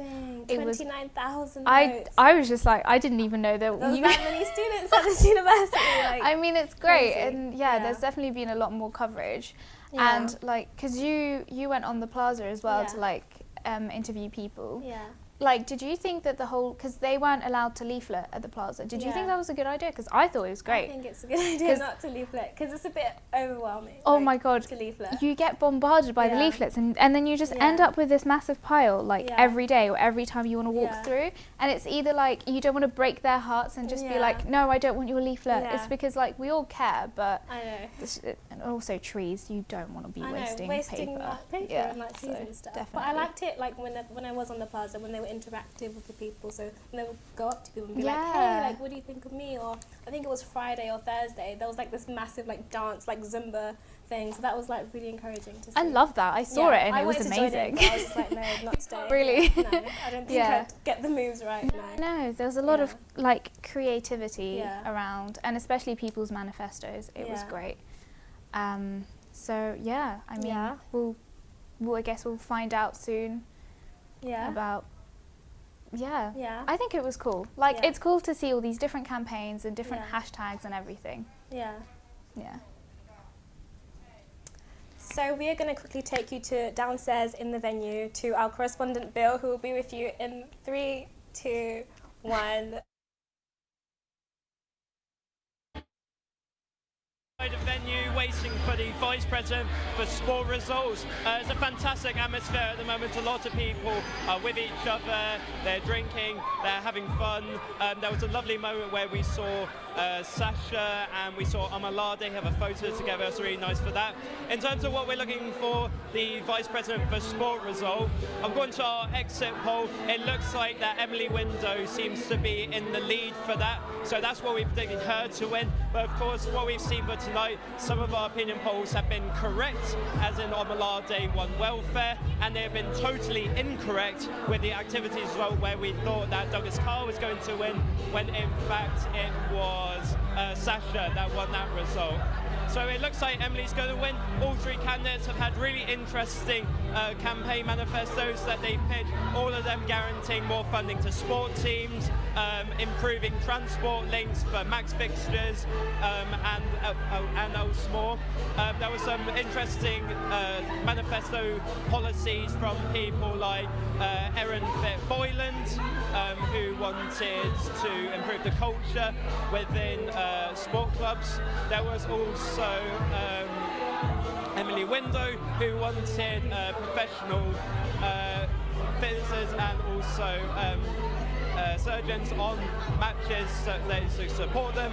So overall, three very different candidates, but they all have the same sort of policies. As in what we saw with the debates, again, Emily looked like the strongest candidate, but we'll see what will be happening in the next few minutes, which we can report on that. Yep.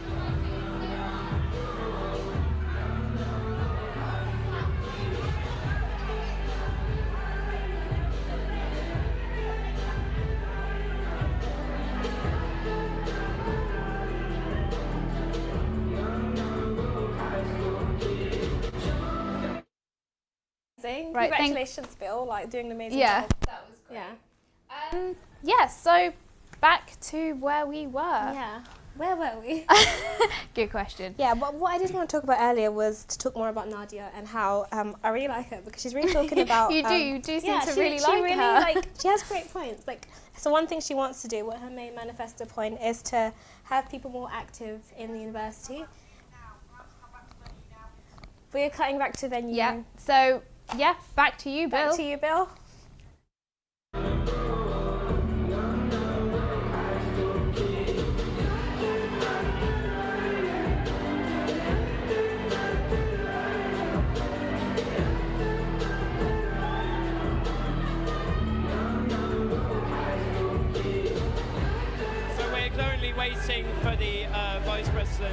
sport results at the moment. A lot of things that they've got to deal with this year, including funding for sport club, transport links and so on. But now we just have to wait a little bit longer until we get to that. And now I think we can officially reveal what the Vice President for Sport results are going to be.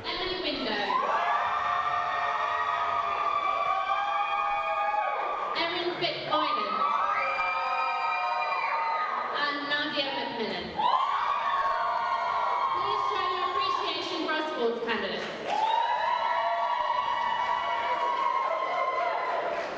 There were 2,587 votes cast. In round 1, Ron received 137 votes. Emily Window received 1,064 votes.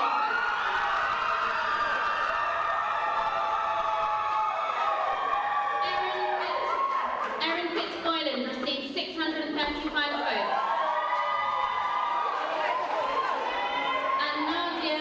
Received 750 votes.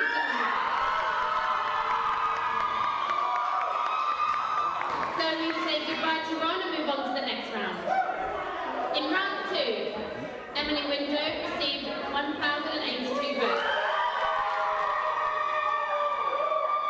Erin Fitzboylan received 651 votes. And Nadia McMillan received 769 votes. So we say goodbye to Erin Fitzboylan to move on to the next round. This is the final round, so whoever has the most votes wins. Emily Window received 1,266 votes. Nadia McMillan received 886 votes. Emily Window is duly elected your Vice President of Sport.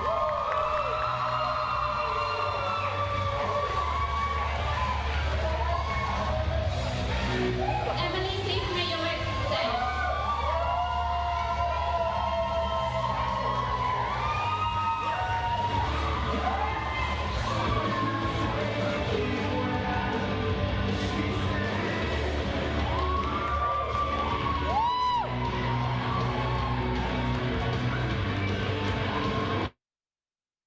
Wow, congratulations, Yeah, Emily. congrats, Emily. That was pretty impressive. Yeah, pretty amazing. I mean, given what we saw in those exit polls, those were accurate. So accurate, and it was won by That was so many amazing. people. Yeah. Do you want to go through what her manifestos were? 'Cause we didn't actually get to talk about them that much. No. So I have a couple of points here. One of her main points was to make sport at Kent a welcoming environment for individuals, which is a great manifesto. I mean, we all want that. We all want that, and clearly the public want that. So she's won. Zero tolerance policy to discrimination. So she's big on inclusivity. So no racial discrimination, sexuality discrimination, any of that. She's completely against that, and she wants to work towards that. She wants to support student committees. I think that's really important for a committee who's leading a sports society to know how to lead their team well. So clearly the people love that. I think we're going to cut to Christian on the exit polls and the VP candidates. I mean, it'll be really interesting to see what social media is, but I think for the moment, maybe we might hold that for a bit later. True. Yeah. I mean, we can also talk about things that, you saw in the debate, maybe? Yeah. So the debate was really good. It was quite ages ago, but what I found, there were sorry. We can just cut to social media. So hey guys, hey again. So the only thing that can probably rival the happiness that I feel seeing this result is that our exit polls actually reflected it. On the side of that, I would like to remind you of our live chat going on YouTube at the moment. So that's Kent Television. Really, I encourage you to participate in it. We'll be mentioning the best comments, and it's a chance for you to express your opinion. I mean, if you have any suggestions, for example, for the elected candidates, if you want to see any improvements, this is the chance to voice them. They are all watching, they're all there, so they'll be happy to hear. So please join us. That's YouTube, Kent Television. So she's got more alternatively, Twitter, hashtag Kent Votes. Oh, okay, we'll be looking to hear from you soon, guys. Yeah. Mental health support. Okay, we can talk about... Okay, so that was quite interesting because I know that the previous exit poll wasn't really that. It wasn't. Yeah. It was way off, wasn't it? Yeah, not very accurate. No, I know. Yeah. I mean, I know that a lot of campaigners this year, and I'm not sure about last year, but definitely this year, mental health, that was a big issue. And I think that even, you know, Emily had like something to say about that. Yeah, like we were talking about how she wants to support the committee earlier, and again, she wants to support them mental health wise. Like she wants to offer mental health support for the committee members, which again is really important because if you're leading a team, you need to make sure that you're intact and you're not going through the stresses of life. So the fact that she wants to support them is going to be amazing, and hopefully she can do that. I mean, like, I'm already a committee member. I'm not doing sports committee, but still, it's still really stressful. Yeah. So yeah, it's great that there's been that amount of mental health, but either way. On rolling. Camera roll. Okay. Scene 24, take 1. Okay, and action.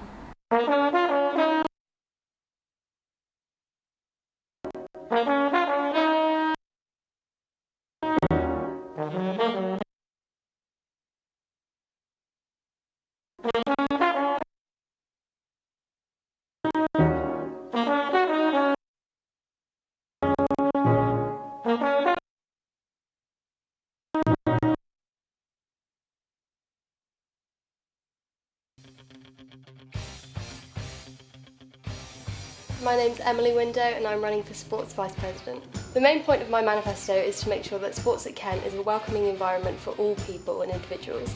This means implementing zero tolerance policies towards homophobia, biphobia, transphobia and racial discrimination.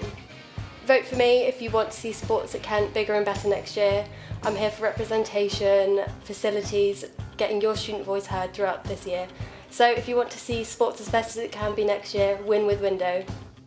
My name is Erin and I am running for VP Sports. My main point is inclusivity, so whether that's costs, social sports or you're part of a minority group, I want to make sure that sports is there for everybody.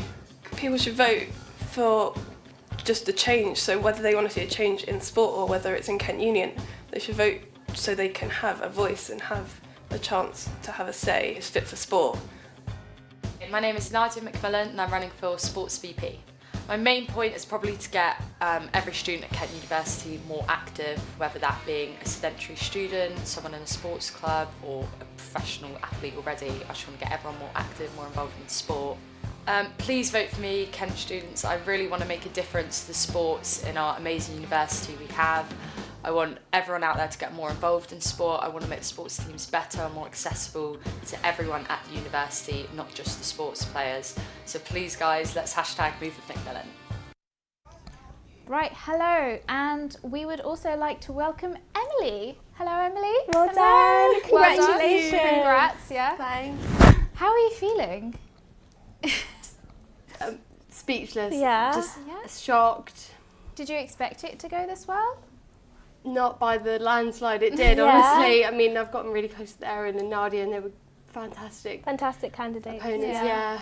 I'm just so overwhelmed by the support from everybody. It's just... And how was campaigning like? A lot of fun. Yeah? A lot of fun. I really did enjoy it. No matter what the result would have been tonight, just amazing. Yeah, you were really like getting into it because I saw you on the plaza a couple of times. Right, yeah. And like I said, you know, being with Nadia and Erin, they were really lovely girls to go up against. So yeah. It felt like, because I went down to the plaza and I interviewed people and everything, and it seemed like all of the candidates were like so together and like in this. Yeah, it was that's a great community. Yeah, like, there really was. I've gotten so close with so many people that I just wouldn't have expected to. So it really does bring people together. This campaigning. Yeah. What were the highlights and challenges of your campaign? So highlights, definitely the Zumba. I love Yes. that. That was great. Yes, I wanted to join in. I was like, oh, yeah. The lowlights, obviously, there was one point on Thursday, quite late into the week, where I just doubted myself a bit, and it got a bit too much. But that was the only time where I ever thought, you know, what am I doing? Okay. But it's normal to feel like that. Yeah. Obviously. Just human nature, really. Yeah, of course. But, Why did you run for the role in the first place? And did you ever think when you were first year you would ever be the sports VP? I never thought this would happen at all. I remember in first year being like, you know, I could never put myself out there like that. Obviously being from trampolining, we are a small team, and it wasn't until the previous captain in February said, "Oh, are you still thinking about doing it?" And I was just like, no, like I can't, it's too much, and just I don't think I'm that person. But then they really encouraged me and said, you know, you can do this, and just that belief from the get-go was it, really. Yeah. But yeah. Oh, that's great. It sounds like you had, because I was going to ask, like, who would you feel supported you the most? So definitely your trampolining team then. Well, I mean, just the support from everybody has been overwhelming, you know, friends, family, teammates, and even people from other sports teams that I've met on this sort of journey that I call it. Just, it has been overwhelming, and I've really enjoyed speaking to people and finding out who they are. I've made some great friends in the fencing team who I never would have known if I hadn't just come along one evening and said hi. But yeah. Oh, so would you say that like campaigning has definitely put you out of your comfort zone? Absolutely, yeah. I'm amazed that I did it myself, you know. I mean, I feel like I do get quite anxious at things, but I really... It's quite nerve-wracking. It is, yeah. And I feel like I just, from the get-go on Monday, just put myself out there. I was there all the time and just really made the most of it, stayed positive throughout, you know, weather and ups and downs of it, really. Yeah. And lastly, what is the first thing you're going to do when you start office? Oh my gosh. First thing you're going to do now that you've won. Right, well, zero tolerance policies, that is the first priority. So important. But just celebrate. I mean, at the moment, that's all I can really think about. I mean, you have to celebrate your hard work. You deserve it. All these months of campaigning, and now you can celebrate. Just, I did not expect that. Yeah. The landslide that it was. It was really, incredible. it was a landslide. Yeah. Shocked. Yeah. Right. Well, either way, thank you so much for joining us. Congratulations as well. Enjoy your celebration. Yes, thank you. Right, thanks. Thank you. How's campaigning going for you? Campaigning is going good. It's getting rough, I'm not gonna lie. The weather's horrible. I've got a bit of a cold, but we're powering through because that's what we do as VP activities. Sasha Langveld. It's okay, it's tiring and it's been pretty quiet on campus, so it's quite hard. It's been going really well. It's great to be able to speak to so many students on the plaza and on the doorstep. And they seem really supportive of some of my ideas for making things better for students at Kent. It's great to be out here and just try and get my message out, and the amount of people that are actually still responding is amazing. Really good for my motivation today, and It's going okay. Yeah, it's been quieter today because of the weather, and I think it's Wednesday afternoons, but it's been going better. The post has delivered my stuff finally, so I've now got stickers and ping pong balls, and we're getting there. It's going really well. It's been really great getting out and talking to as many people as possible, and it's been really positive to hear such great feedback from people. I've been really supported. I've got a lot of friends out coming down to help, and people have helped make posters, people are making banners for me now, so it's been really nice. I think I'm getting a lot of support. It's still really hard to call. I'm still going to give it 100%. I'm feeling confident but not overconfident. From my friends, it's been great. From general students, it's been a bit hit and miss. Some people really don't want to know about it, but some people are really interested, so it's a bit varied. How's the turnout been this year, the voting turnout? So turnout on the first day has been really good, really high. We do normally get a really high turnout on the first and last days, so that's what we're used to expecting. Obviously the weather's a little bit rainy today, so it might dip a little bit, but the candidate's doing really well, so hopefully it's going to keep going, and we're just encouraging them to keep going and keep campaigning. And how can Union help the turnout? So we've given the candidates a lot more training, so a lot of the campaigns they're doing are a lot more active, a lot more visible on campus, so you'll be able to see them when you walk through. There's a lot of banners you'll be able to see. We've shortened voting week, so we've made it from Monday to Friday, and we've also got incentives for people to vote as well. So we have £1 off entry to the venue, and we also have free pastries in the library cafe when they buy a hot drink. So yeah. We're giving free tea and coffee as well to anyone that votes today, and throughout the rest of the week, so they can come find us in the plaza. So how was voting this year? Voting was alright. It was really easy to do as well. No, it's been really good. I mean, there's been a lot of energy on campus compared to, most weeks, so it's been really kind of invigorating, yeah. It's been really good. Like, there's been a lot of action on the plaza, and I'm on a campaign team, so I've kind of been on the plaza. There's a lot of enthusiasm. I think a lot of firsters don't quite know what's going on at the moment, so hopefully by the end of the week they'll kind of know what's going on and they can get voting. For anyone that hasn't voted yet, what's one thing you want to say to them? Vote. It's really important to have your voice heard. These sabbatical officers and part-time officers are people that represent you on campus. All right, so congratulations again to Emily. That was quite an amazing win. Amazing, definitely. Well done. And now we're going to take you through the education results. So what is the lineup like tonight? I mean, so we've got 3 people running for education. We've got Becky Bailey, we've got James Burns, and Stuart Littbetter. Not many candidates compared to all the other. No, I don't know. I think, I mean, you know, I guess different VPs have a different range of interests. Yeah, and I guess there's less competition, like reference Maybe, 5 candidates, yeah. it's harder to choose from. But then, yeah, I guess so. Yeah. But maybe it makes it harder. I don't Harder, know. I guess, maybe. I don't know. The manifestos are quite important to look at. What are the manifestos like for education? Okay, so, I mean, I must say all of them raised quite good points. With Becky, she was very she had 4 points, so I think she had the most kind of points that she wanted to target. So she had her ILP, so independent learning plans. That's the one. I think it's inclusive or inclusive. I think that's what it is. I mean, that's the thing. Her campaign, her manifesto is to raise awareness of what ILPs are, and to try and get more students to be aware of what it is, and even staff. I mean. Because they are important, because if you're struggling with your work and stuff, they do help. They help you structure your work and deadlines and stuff, so that's amazing. Yeah, definitely. I mean, I know that some lecturers, even that I have, I'm not going to name and shame, but I won't be naming anyone, but I know that some lecturers aren't really aware of how it works, especially in terms of presentations and things like that. But we've also, we've got James. They've all raised really good points, but I really want to have a look at maybe what social media has to say and what people are thinking. So we're just gonna go over to Christian right now. Hey again, guys. We're back to the exit polls for this time for Vice President of Education. So as you can see, we've got Stuart Littbetter on a lead with 22 votes. Right behind him is James Burns with with 19 votes, and finally finishing with Becky with 7 votes. So again, we can see a clear difference. We'll see whether that will work out for us and whether that will predict the result.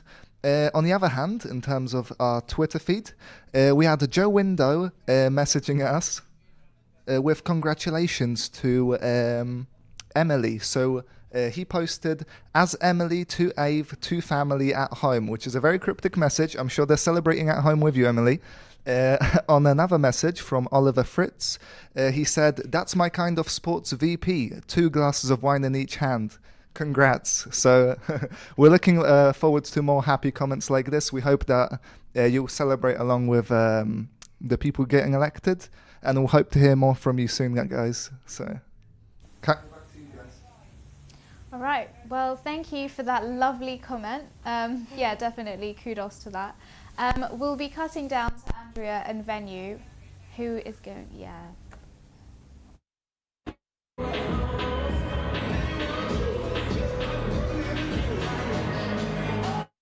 Having some technical difficulties. Yeah. So do you want to talk about the exit poll? So we can definitely talk about that. Yeah. So Stuart's in the lead. So by 22. I'm surprised. Yeah. I won't lie. To be honest with you, Stuart, not my favourite. Yeah. He kind of campaigned. His campaign is more like space, and more space for the uni. I mean, we have plenty of space. This is probably one of the largest campus universities. Yeah. But I don't know. Yeah, maybe because he's the VP Education now, so maybe that's why. Is that true that he's VP maybe Education it's his now? big plan, maybe. Yeah. But I mean, we can have a look at what Andrea's got to say and what it's like down in Venue.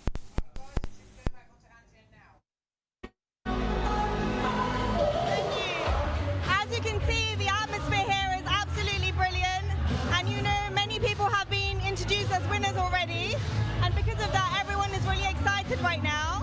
So yeah, as you can see, everyone is dancing. It is very hot up here. It's just a great atmosphere. Soon we will be announcing the winner of Education for VP.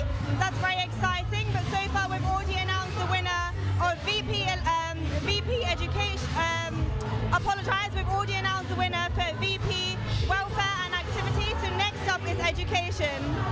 As you can see, I can't even hear myself. That's how loud the music is. It's a very exciting atmosphere right now.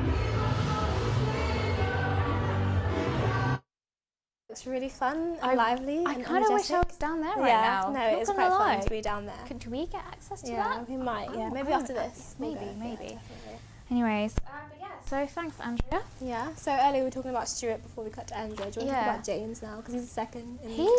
Honestly, I think he's probably one of the strongest campaigners. Yeah. He had his little flames all put. Yeah, I've seen those around campus. Yeah. Quite eye-catching.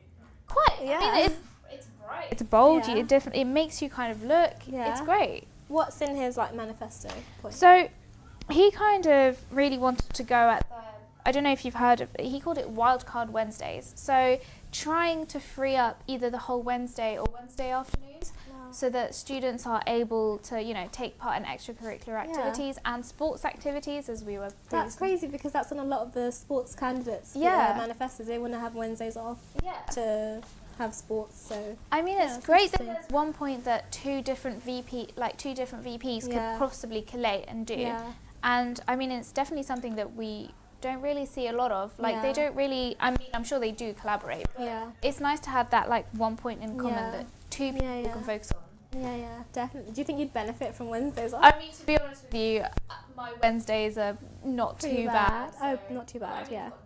Who likes 9 a.m. anyway, but my Wednesday afternoons are pretty much free. Yeah. So, I mean, maybe it's something that people have implemented in the past, but I guess they're trying to kind of do it overall. I think it would be a good thing to implement because before we were talking about it's about having the balance. It's not 24/7 degree uni work. It's about having the balance. I remember in my college we used to have, I think it was Tuesdays off to have, some time to do extracurricular activities. So I think I had Wednesday afternoons off, and we did things like first aid certificates and teaching and things like that. It's definitely, and it's nice to be able to put something like that on your CV as well. Yeah, and again, it keeps you fit, which is what we want. Yeah, in this university. Stay healthy. Yeah, no, it's great. Another thing he had was anonymous marking. See, apparently, they can see the students' names when they're marking. And obviously, if a student has had time to have more one-on-ones with a tutor or with a lecturer, that person might be swayed to, sympathise with the person. Or I'm not saying I'm not saying that lecturers do sympathise, but I mean it is human nature to just be like, oh, that's a name I recognise. And so I guess having anonymous marking makes it kind of more fair. Just the way that they do it for GCSEs and A-levels. Yeah, A-levels, because you don't. It does make it fair. But to be honest, I would kind of benefit from sympathy marking. Just imagine getting a first because I sympathise with that poor student. That poor student who came to my office every Wednesday crying. Definitely, I would benefit from that. But that's a good initiative. I mean, it's fair. I mean, not it's all fair. students have time to kind of collaborate and everything. Yeah. And also something about a Siri or Alexa type for the Kent website. That was a very interesting point because a lot of people have been saying that the Kent Uni website is very hard to navigate. Yeah. I have to type into Google what I want to find. It's quite hard. Yeah. But so I mean they're pretty strong campaigns. Yeah. I mean, would I say that there's anything in particular that most of them spoke about? I'm not too sure. I mean, transparency was definitely something that came up in two of the campaigners. Yes, and that's an interesting topic on transparency. Yes, definitely. But, I mean, transparency can be quite a hard topic to kind of deal with. But we can quickly go to Andrea before we start discussing this heavy topic. No? Oh, no. No, apparently we won't be cutting to Andrea. But more on transparency. So, transparency. I mean, we pay thousands and thousands of pounds. Yes. My student loan is starting to look very, very substantial. Yes. But it is true. Yeah. We need to know where our money is going. Yeah. I mean, you study drama. Theatre, yeah. So I'm guessing you don't really... I mean, props and things, you definitely... Do you pay that from your own pocket, or...? It's a bit of both. So they do have some stuff, but if we want extra stuff, we'd have to, You have to pay for it our yourself. pocket and stuff. Yeah. And I mean, myself as a science student, we use the lab, so I can understand where my kind of money would go. But for students like history and politics and things like that, who kind of don't really... they don't really need that many resources. Where is their money going to? So I think it would be really interesting to kind of know where their money's going and just to be aware, because if students see that there is maybe money going towards something that isn't really needed, I guess there would be more of a push for it to go into funding. So yeah, it's quite cool, I think. And also, like, if they're not happy where the money's going to, they could always like speak up and contact the union, and that could be, you know, taken forward. Yeah. Anyway, but we'll be cutting to Andrea.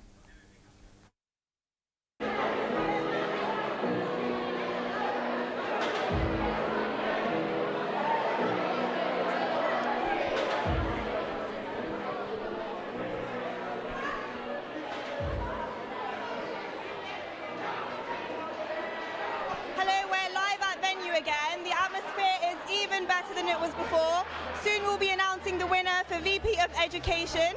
We're here talking to Aaron right now. So he's one of the candidates. How do you feel about the atmosphere? What is happening right here, right now for you? I think it's very buzzing, there's very excitement going around, and everyone's really charged up and ready to see what's going to happen and who's going to take the lead, so everyone's really prepared for it, everyone's really ready. Can you feel the heat? It is buzzing here, isn't it? Yeah. It's hot, it's a bit sweaty, but everyone's really excited, everyone's really dancing around, everyone's having a good time. Yeah. How long have you been waiting here at venue, soaking up this atmosphere? Good hour or so, but yeah, supporting all the candidates and kind of doing the best we can, Yeah, so how are you going to celebrate? Either way, whatever happens, what are you going to do? If I win, then just see what's open in town, in it. But if we lose, you know what? Fair dues.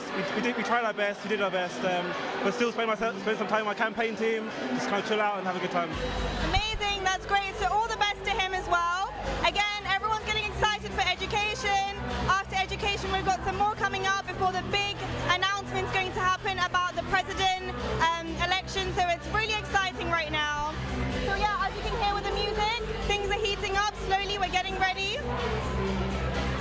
So who are you most happy about? Do you have any favourites among the other categories? Very happy about Omalade. Yeah, Omalade. As the VP activities this year, I was actually her mentor. Yeah, I was mentoring her all year. She didn't actually envisage her going for this role, but I pushed her to go for it because I saw the potential in her. So to see her win, it means the world to me. It really does. It already looks like we've got a great community here at University of Kent, and what we want to do again all together is just build up this inclusive environment, and just being here at venue, seeing everyone happy on a Monday night at venue is incredible. So apart from Omalade, can I twist you a bit more? Anyone else that you thought, amazing? I mean, Sasha from activities, absolutely amazing again. I've kind of recently got to know her over the elections period.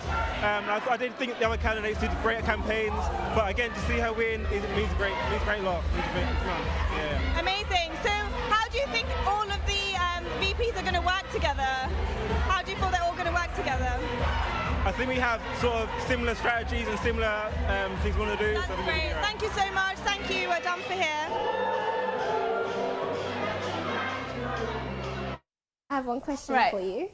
If you were ever Education VP, what would be on your manifesto? I honestly think that as students we need more support, because independent learning is definitely important, but I feel like we need to have more workshops, more one-to-ones with lecturers, especially in subjects where a class size can range to 200 people. It's kind of hard to get that one-to-one with a lecturer, so definitely maybe setting up workshops or open office hours and things like that. I think that would definitely be on my manifesto. Yeah. And an increase in office hours. I know obviously our teachers work really hard, but some of them can be quite limiting, and it's I can't make that day, and just wish there were more office hours for our lecturers. So I know. Some lecturers don't reply to emails. Yeah, it's not very quick. I can email a lecturer 3-4 times. Yeah, I get nothing. Yeah. So I feel more sort of contact time with our lecturers and stuff. So yeah, definitely. We're cutting to venue right now. Education.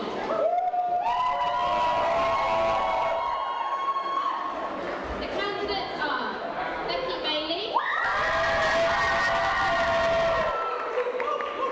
James Burns, and Stuart Lidbetter.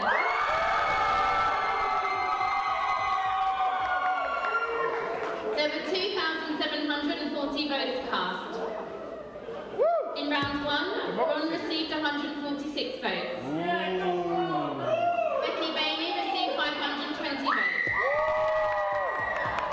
James Burns received 768 votes. Better received 1,307 votes. Which means we say goodbye to Ron. We say goodbye to Ron and Becky Bailey and move on to the next round.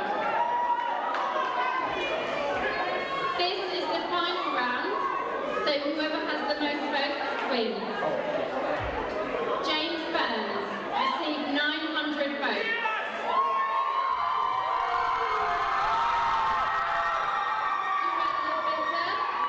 Received 1,428 votes.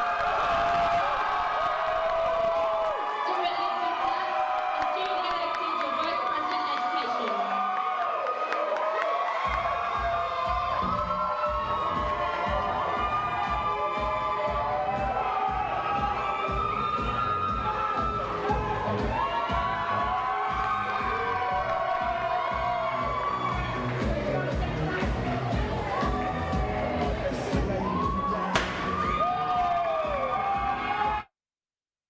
That is Congrats. amazing. Well done. I mean, a second term, that is definitely something we haven't seen before. That is amazing. Yeah, definitely. Definitely. I mean, the polls as well, they did show that he was in the lead. Yeah. So, I mean, can we cut to Christian? Let's cut to Christian. So hey guys, so indeed the exit polls did reflect this lead and they did predict the result, which I'm pretty happy about. In terms of the general opinions online, it seems like we have quite a split feeling. So the exit polls actually match the last year's ones as well. As mentioning the people's opinions online, sorry, I jumped ahead a bit. People seem to be quite split down the middle. Some people seemed really happy about the result of Stuart being re-elected. Others say they are surprised about the re-election and they say he just wants space, possibly referring to the student spaces that he is promising. Other people seem to be going out there with a rant saying that we should have elected Pebbles instead, possibly as a post-grad officer. And we're looking to hear of more of your opinions. So again, go on the YouTube channel of Kent Television and tell us what you think, guys. We'll be looking to hear from you soon. Those exit polls are really interesting. Yeah. They matched last year. Crazy. I mean, obviously people like his campaign, people like his manifesto. Yeah, the fact that they weren't swayed by new candidates, the fact that they re-elected Stuart. I mean, he has provided some places with like microwaves. I know that there is one in Grimond where you can kind of go in and have a kettle. And that is helpful. To have a cup of tea whilst you're on the go and doing work. So. Yeah, I mean, it'll be interesting to see what his long-term plan is, seeing as he's already, been in term last year. Yeah. So we'll see how he can improve. We're going to cut to BT in 2, 1.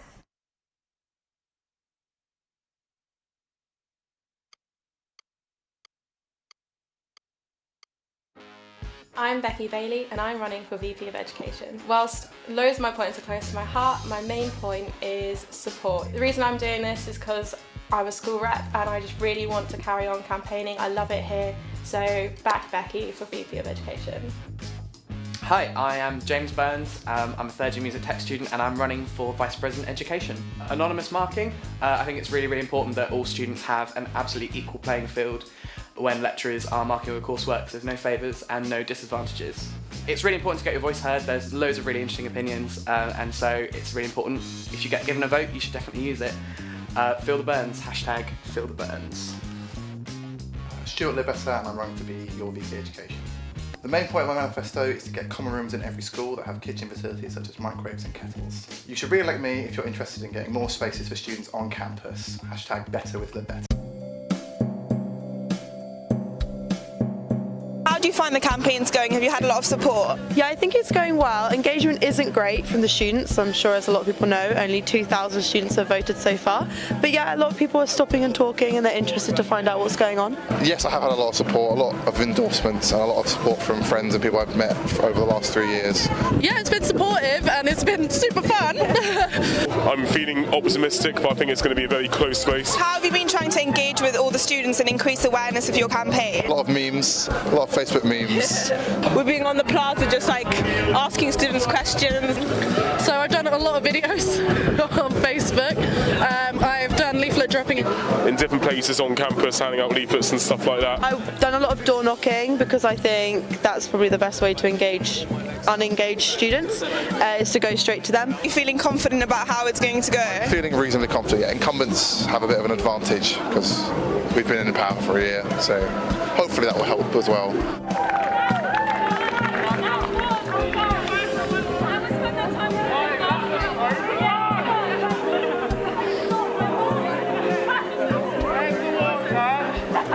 So we are here with the winner of education, Stuart. Congratulations. Thank you. How are you feeling? Quite happy that I achieved over Yeah. a quota. Yeah. Did you expect it? Because obviously you were it last year. Yeah, my team were quite confident Yeah. when I came in, but yeah, you always worry with these things. Yeah. There's a lot going on, Yeah. a lot of factors in play. Like what?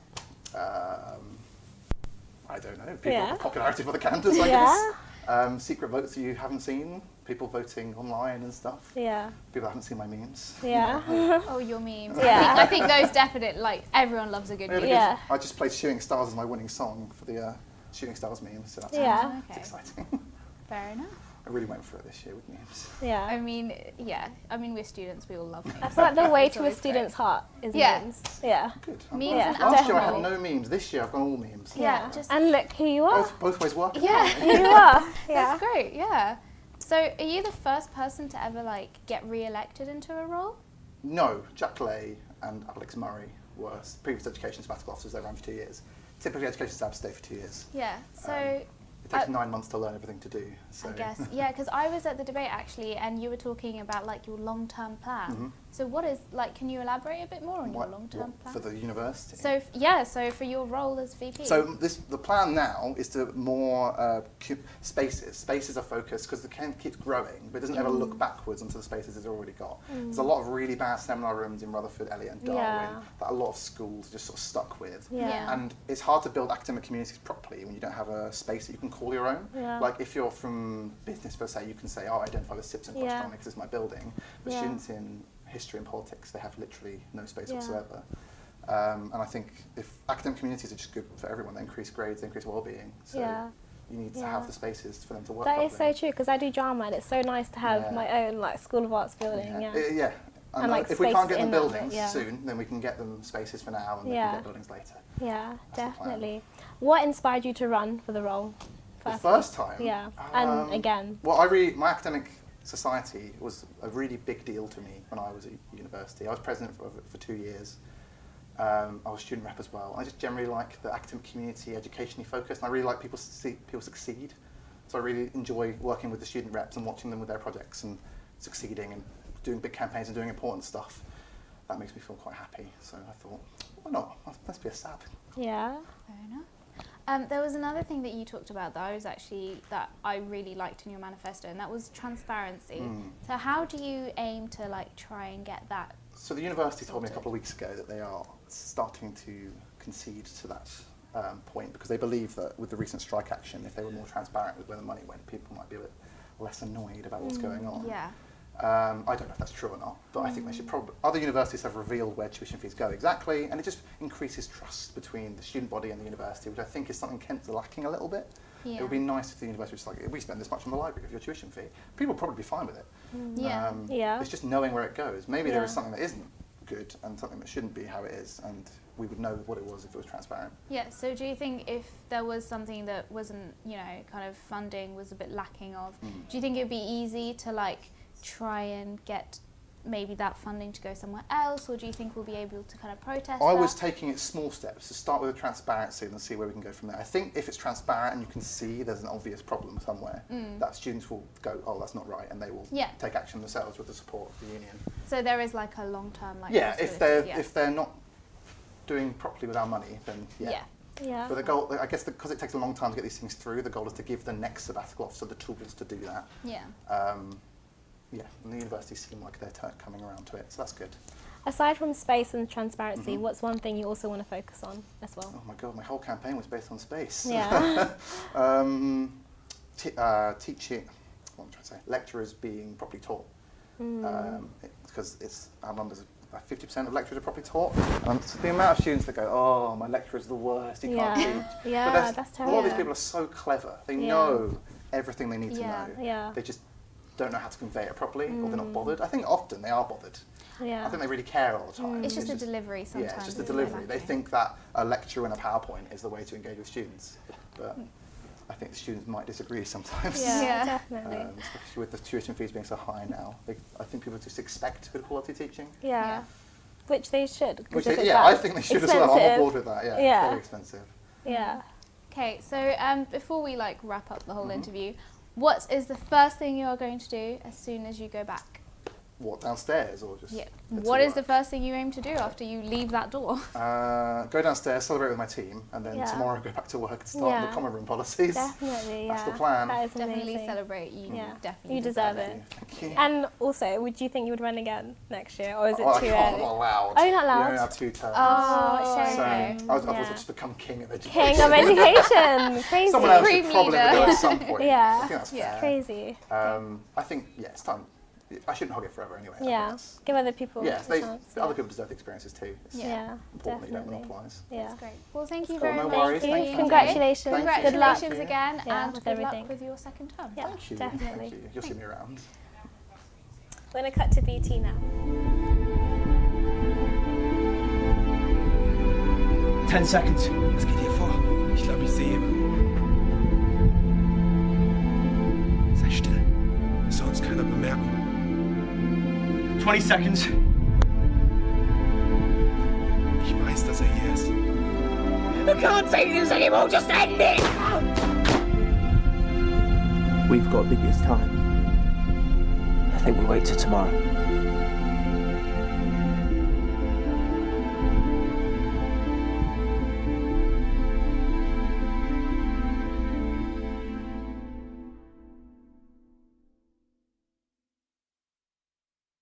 Sound rolling.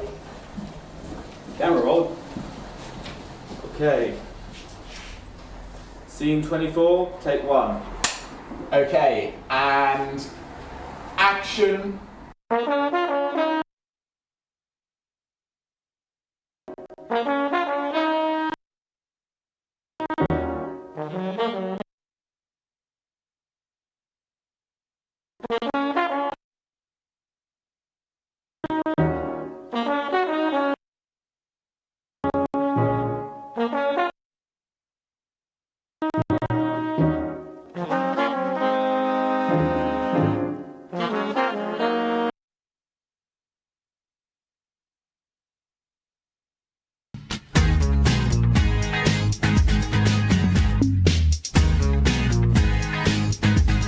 Sound rolling. Camera roll. Okay. Scene 24, take 1. Okay, and action.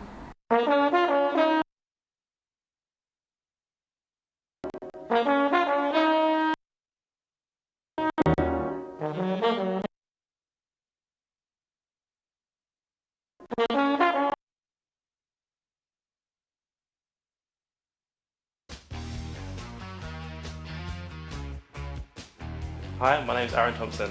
My main point of my manifesto is student voice. I think it's important that the union do work on things that students actually care about, but also make sure that they are involved in decision making before things actually come up. I think now we are at a pivotal time in history.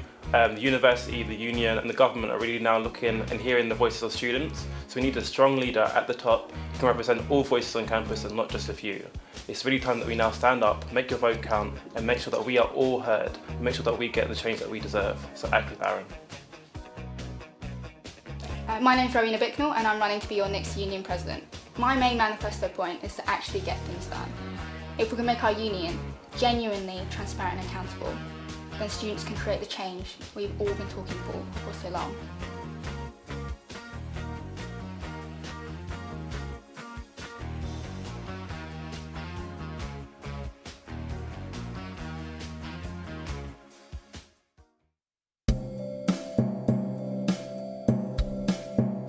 How do do you find the campaigns going? Have you had a lot of support? Yeah, I think it's going well. Engagement isn't great from the students, I'm sure, as a lot of people know. Only 2,000 students have voted so far. But yeah, a lot of people are stopping and talking and they're interested to find out what's going on. Yes, I have had a lot of support, a lot of endorsements and a lot of support from friends and people I've met over the last 3 years. Yeah, it's been supportive and it's been super fun. I'm feeling optimistic, but I think it's going to be a very close race. How have you been trying to engage with all the students and increase awareness of your campaign? A lot of memes, a lot of Facebook memes. We're being on the plaza just like asking students questions. So I've done a lot of videos on Facebook. I've done leaflet dropping In different places on campus, handing out leaflets and stuff like that. I've done a lot of door knocking because I think that's probably the best way to engage unengaged students, is to go straight to them. Are you feeling confident about how it's going to go? Feeling reasonably confident. Yeah, incumbents have a bit of an advantage because we've been in power for a year, so hopefully that will help as well.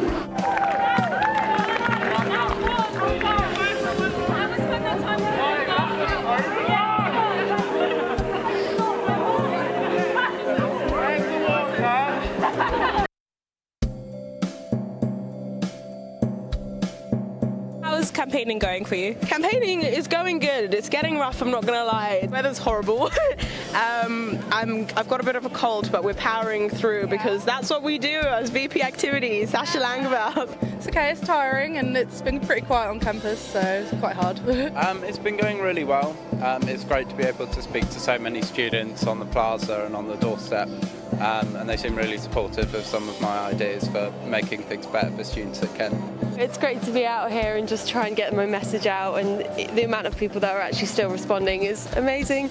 Really good for my motivation today, and yeah. It's going okay. Yeah, it's been quieter today because of the weather, and I think it's Wednesday afternoons, but it's been going better. The post has delivered my stuff finally, so I've now got stickers and ping pong balls, and we're getting there. It's going really well. It's been really great getting out and talking to as many people as possible, and it's been really positive to hear such great feedback from people. I've been really supported. I've got a lot of friends out coming down to help, and people have helped make posters, people are making banners for me now, so it's been really nice. I think I'm getting a lot of support. It's still really hard to call.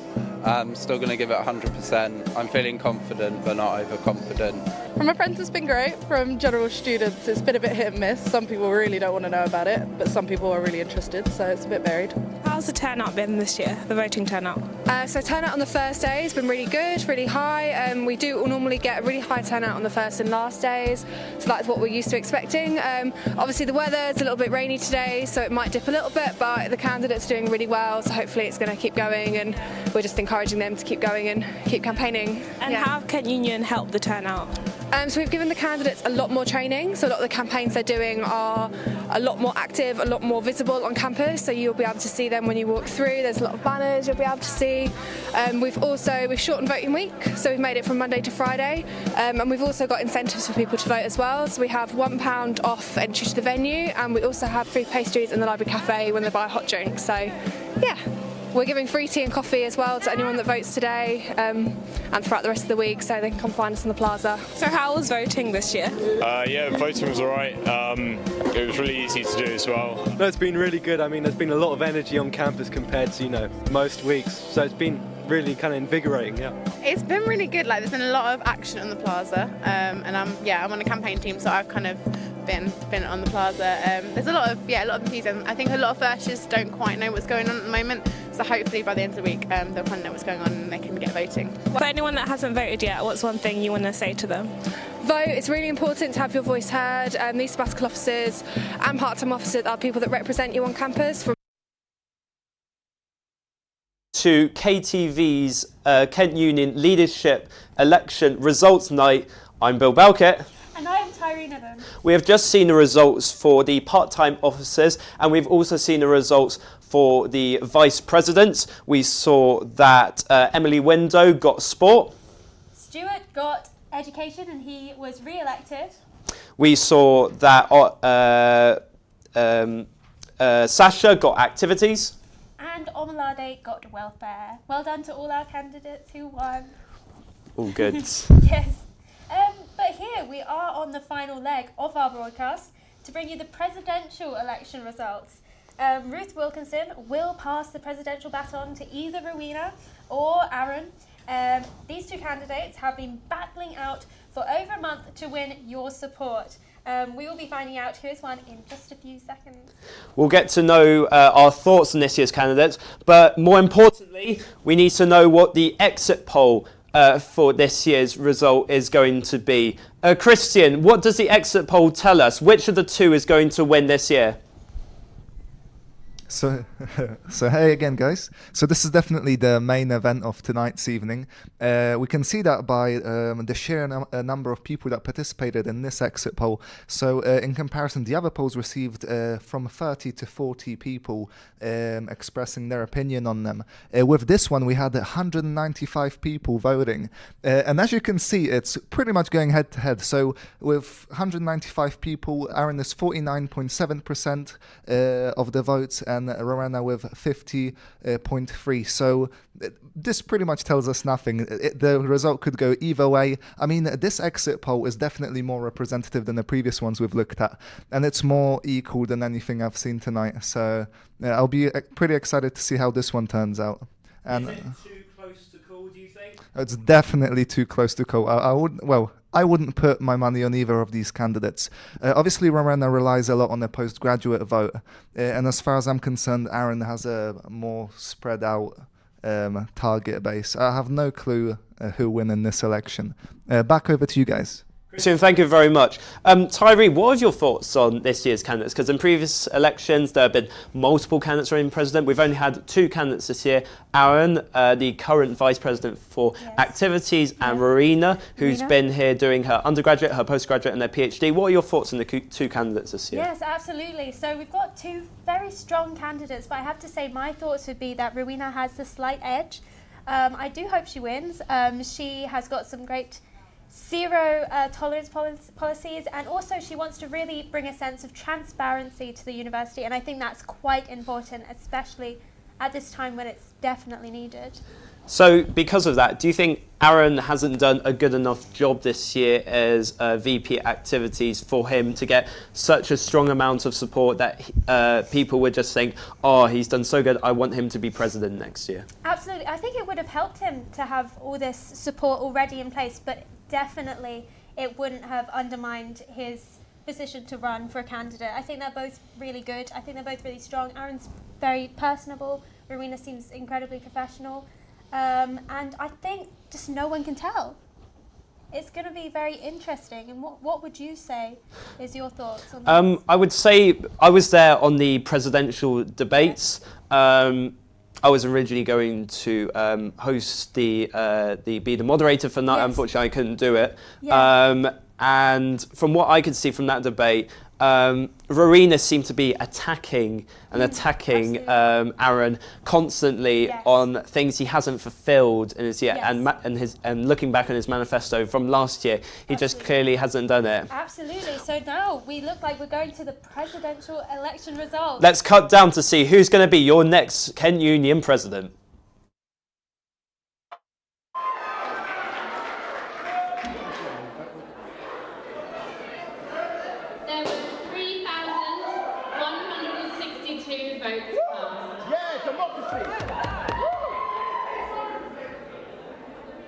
There's only one round to this vote, so the candidate with the most votes wins. In round one, Ron had 95 votes. Rowena Bicknell, 1,321 votes.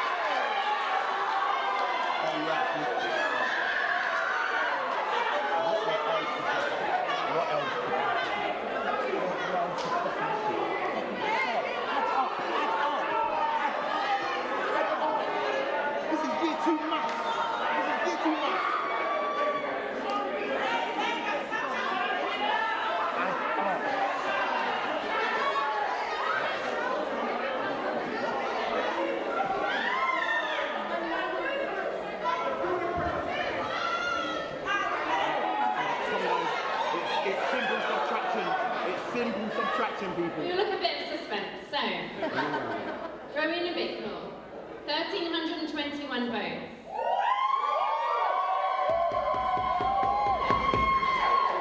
Aaron Thompson, 1,700.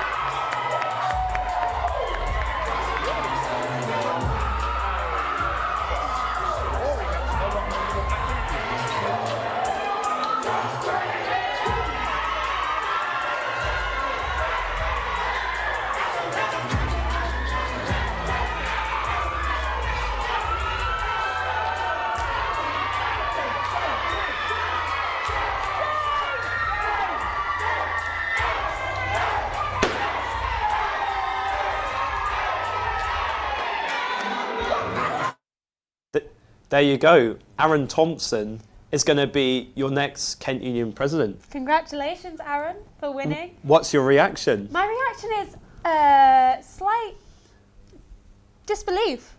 I thought it was so close. It was so hard to tell. I did think Rowena was going to win, but I think Aaron's done a great job, and I'm very excited to welcome him into our union. Again, he was re-elected, so... We're going to go cut to Ahmed, who's going to give his view on what's happening. Ahmed.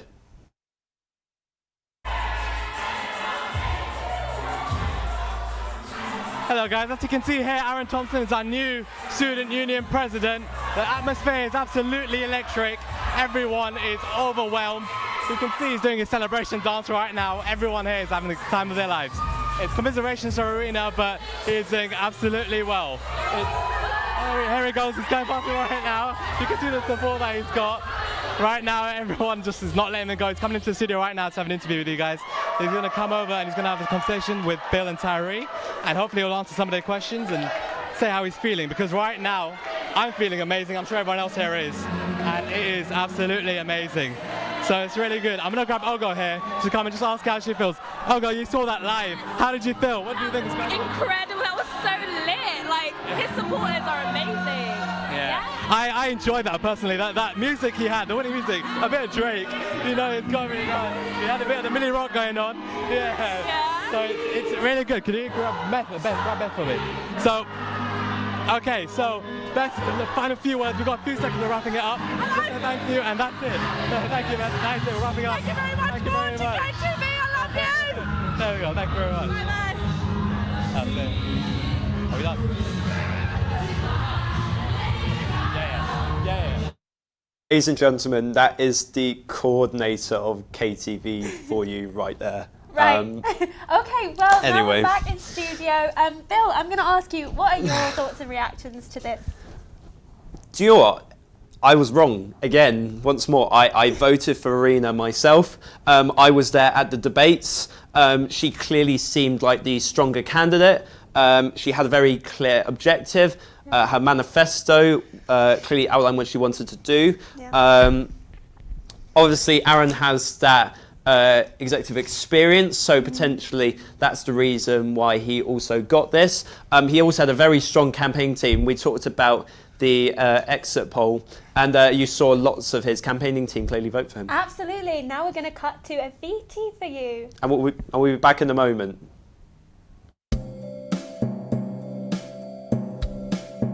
How's campaigning going for you? Campaigning is going good. It's getting rough, I'm not going to lie. The weather's horrible. I've got a bit of a cold, but we're powering through because that's what we do as VP activities. Sasha Langeveld. It's okay, it's tiring and it's been pretty quiet on campus, so it's quite hard. It's been going really well. It's great to be able to speak to so many students on the plaza and on the doorstep. And they seem really supportive of some of my ideas for making things better for students at Kent. It's great to be out here and just try and get my message out, and the amount of people that are actually still responding is amazing. Really good for my motivation today, and yeah. It's going okay. Yeah, it's been quieter today because of the weather, and I think it's Wednesday afternoons, but it's been going better. The post has delivered my stuff finally, so I've now got stickers and ping pong balls, and we're getting there. It's going really well. It's been really great getting out and talking to as many people as possible, and it's been really positive to hear such great feedback from people. I've been really supported. I've got a lot of friends out coming down to help, and people have helped make posters, people are making banners for me now, so it's been really nice. I think I'm getting a lot of support. It's still really hard to call. I'm still going to give it 100%. I'm feeling confident but not overconfident. From my friends, it's been great. From general students, it's been a bit hit and miss. Some people really don't want to know about it, but some people are really interested, so it's a bit varied. How's the turnout been this year, the voting turnout? So turnout on the first day has been really good, really high. We do normally get a really high turnout on the first and last days, so that's what we're used to expecting. Obviously the weather is a little bit rainy today, so it might dip a little bit, but the candidates are doing really well, so hopefully it's going to keep going, and we're just encouraging them to keep going and keep campaigning. And how Kent Union help the turnout? So we've given the candidates a lot more training, so a lot of the campaigns they're doing are a lot more active, a lot more visible on campus, so you'll be able to see them when you walk through. There's a lot of banners you'll be able to see. We've shortened voting week, so we've made it from Monday to Friday, and we've also got incentives for people to vote as well. So we have £1 off entry to the venue, and we also have free pastries in the library cafe when they buy a hot drink. So yeah. We're giving free tea and coffee as well to anyone that votes today, and throughout the rest of the week, so they can come find us in the plaza. So how was voting this year? Yeah, voting was alright. It was really easy to do as well. No, it's been really good. I mean, there's been a lot of energy on campus compared to, most weeks. So it's been really kind of invigorating, yeah. It's been really good. Like, there's been a lot of action on the plaza, and I'm on a campaign team, so I've kind of been on the plaza. There's a lot of enthusiasm. I think a lot of firsters don't quite know what's going on at the moment, so hopefully by the end of the week they'll kind of know what's going on and they can get voting. For anyone that hasn't voted yet, what's one thing you want to say to them? Vote. It's really important to have your voice heard. These sabbatical officers and part-time officers are people that represent you on campus. Hello everybody, now we are joined by the new president of Kent Union, Aaron Thompson. Thank you guys, thank you. How are you feeling? Literally overwhelmed, I'm gobsmacked, I'm speechless, I don't know how to feel, I don't know what's going on. But literally thank you to everyone who voted, thank you for everyone who came out, that supported me, that was on my campaign team, everyone that believed in me and for what I stood for. But it's going to be a great year for Kent Union. It is indeed. And do you feel a greater sense of responsibility now that you're in the role? Yeah. Absolutely. I think in Kent Union, with all the officers, we do try to operate on a flat structure. Yeah. But with being president, that is that extra responsibility. You are involved in more higher level meetings and stuff like that. You are kind of the face of the organisation, I guess. So absolutely, there's more responsibility. Describe briefly your campaign this year. Mm-hmm. Any highlights? Any lowlights? Mm-hmm. How's it been in general? Please describe. Yep. So on the plaza this year, they said that we couldn't flyer on the plaza area. Mm-hmm. So what we tried to do is every day we had a poll on a whiteboard. So every day we asked kind of challenging questions, which are kind of yes or no, to try and engage in conversation, kind of have an icebreaker, which I thought went down really well. We did door knocking, we flyer generally, put posters up. Had a music video to Finesse, if you've seen that. I couldn't sing in it, but the dancing was good apparently, so yeah, I think it went well. Fantastic. Why do you think you won over Verena? Because Verena had some very strong policies in that place, so did you as well. Yeah. Why is the particular reason why you won this year? I don't know why they chose me over her, but I think the difference between us was that I am strongly for my values. I believe in teamwork, I believe in equality, and that's what I kind of ran on. But Rowena is a great candidate, and I think her campaign was more about change and actually having a different union. And I think there's a lot of people who are for that, but as well as that, there are people who don't always speak up, and I think it's about understanding what their perspectives of as well. Excellent. And what would you say was the most successful part of your campaign that would be a great piece of advice for maybe a next president? I would say definitely a campaign video. With campaign, different people do different types of campaign videos. Some do parodies, some do just general chats. I think it's important that you do a campaign video that has all the great content that you need, that's from your manifesto, but is also engaging and it's also quite timely and people know about it. Do you have a message for your rival, Verena? Yep. Verena, you did great. I've worked with you this year and I've known about you forever. You are absolutely a worthy candidate. and someone who I would happily have lost to. But you did a great campaign. You've done great things for Kent, and I want to thank you on behalf of Kent Union now and all the students at the moment. So just thank you for being part of this campaign and this whole election process. Well, I must say congratulations to you. And how will you be celebrating tonight? If Cuban's open. If not, then I'm sure we can all just get together in the house. We'll do something, I don't know, but Party. we'll definitely celebrate tonight. Taking also more of a serious point for the final question. What do you want to tackle first when you come to office in June, when you take over from Ruth Wilkinson? I believe in empowering students. I don't believe that we as leadership should do everything for students, but we should give them the skills and the toolkit to be able to do that. So I believe that our leadership roles are currently broken, or they're not currently supported enough. So for example, our part-time officers, I think, needs to be looked at properly, what they actually do, how much support they actually give, and ensuring that they can actually make the change that they want to change and make the change that they want to do. So I want to make sure that we actually give them the support so they can make the change, because it shouldn't just always come from your full-time officers, but your part-time officers are your leadership team as well. So I want to make sure that they have the right support to be able to do that. And I think that's going to be my main thing that I start off with. Excellent. Aaron Thompson, thank you so much for speaking guys. to us. Thank you so much. Thank We're you. going to cut to a VC and we'll be back in just a short moment. See you then.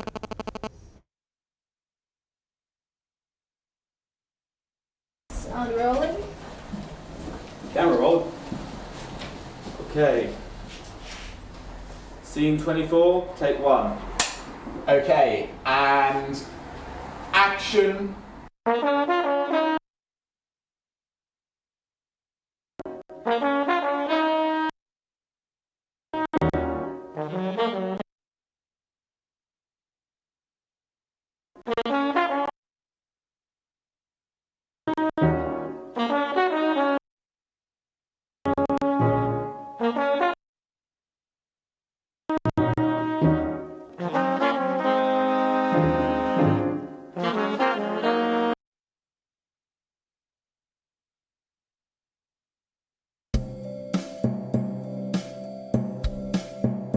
How do you find the campaigns going? Have you had a lot of support? Yeah, I think it's going well. Engagement isn't great from the students. I'm sure, as a lot of people know, only 2,000 students have voted so far.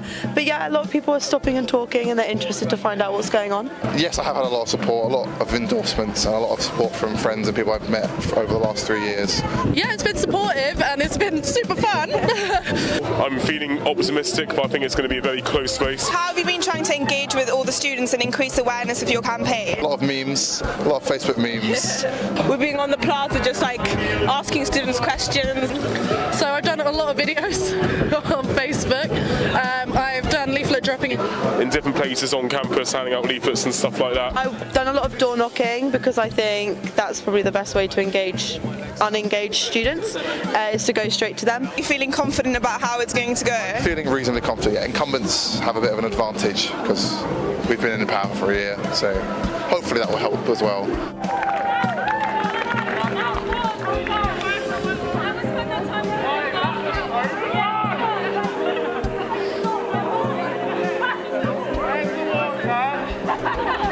Welcome back to our election coverage and results night. Christian, social media, what have people been saying about Aaron's victory?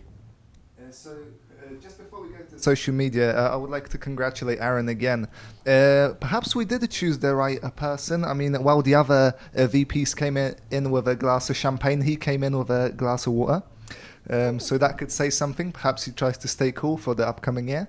In terms of the social media activity, in general, there seems to be one theme emerging. People are commenting on how the previous vice presidents are getting re-elected for the president of Kent Union, and they don't seem to like it very much. But then the only thing I can say to that is, if you don't like it, you should have voted it otherwise. I don't.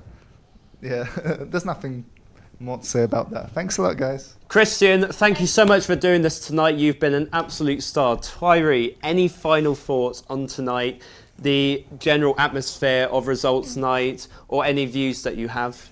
Well, my view is that I'm very optimistic that hopefully we will have a very proactive Aaron and a very good team this year that will hopefully bring about change that will be transparent and available and accessible to all. And I think that there's a very experienced team. You have Stuart signing on for a second term, Aaron, who's now gained that experience they have in VP activities, Yes. that he'll now bring to presidential, Yes. and then all of the others. Brilliant. So look at all the people at venue. It's all... Yes, it's all looking great at venue. Look at the lights. Well, when I went there, it was completely packed full of people, and obviously Yeah. there are the fair few drunks, and Yeah, people I seem mean- to be celebrating very much. I looked at Odomarde's campaign team were celebrating so much; they were They were ecstatic. screaming. They were absolutely ecstatic. They were so vivacious and ready to just win, and they did. How brilliant. And now, obviously, there were some sad faces as well. A lot of course. people were very upset. I Particularly, know. I saw that Abby Harris wasn't particularly I know, it's happy a shame, with the but result. I'm sure they'll be equally happy for each other and for their wins, because at the end of the day, we're all part of Kent. We're all the university. Exactly. We're working together. We're going to cut to venue back to venue in just a moment. General final thoughts on this election. How can the election process improve for next year? Interesting. How can students be more engaged? Because even though we saw turnout increase, how Absolutely. can we increase it even more to the capacity Absolutely. which we expect Yeah. from elections, that people to be interested in? How can we Yeah. improve? Well, I just think it's encapsulating all forms of social media, making the promotions and the campaigns transient and helping them traverse all the forms of social media and in real-time communication between the candidates themselves and the people of Kent. And Yes. What do you think? Any Christian, do you have any final thoughts on this year's election? There's nothing really for me to add. I would just like to thank everyone for obviously coming together. It was a great atmosphere. It was all fun. Let's keep on encouraging additional students to vote next year so we can make this event bigger and everyone will get what, well, basically they vote for. So let's hope for that, guys. Thanks a lot. What's your highlight from this year's election? My highlight would have to be tonight.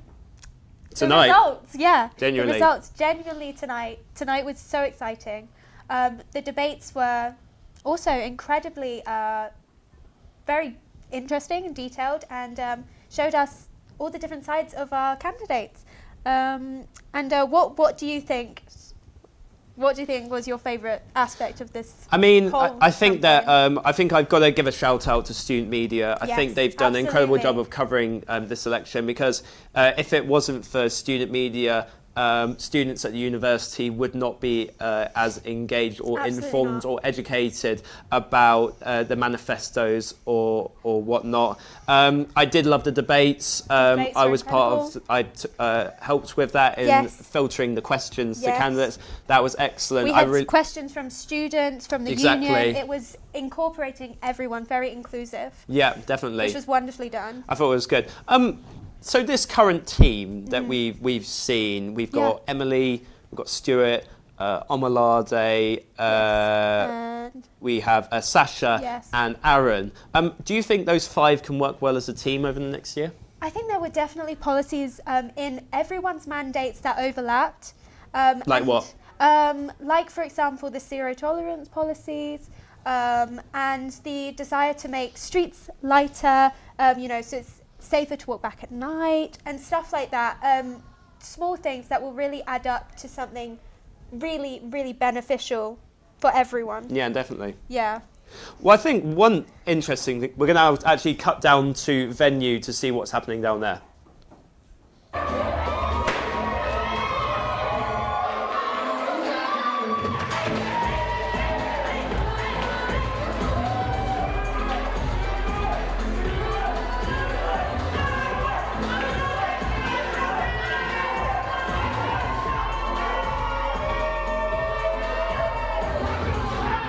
It's been a long, demanding, invigorating campaign.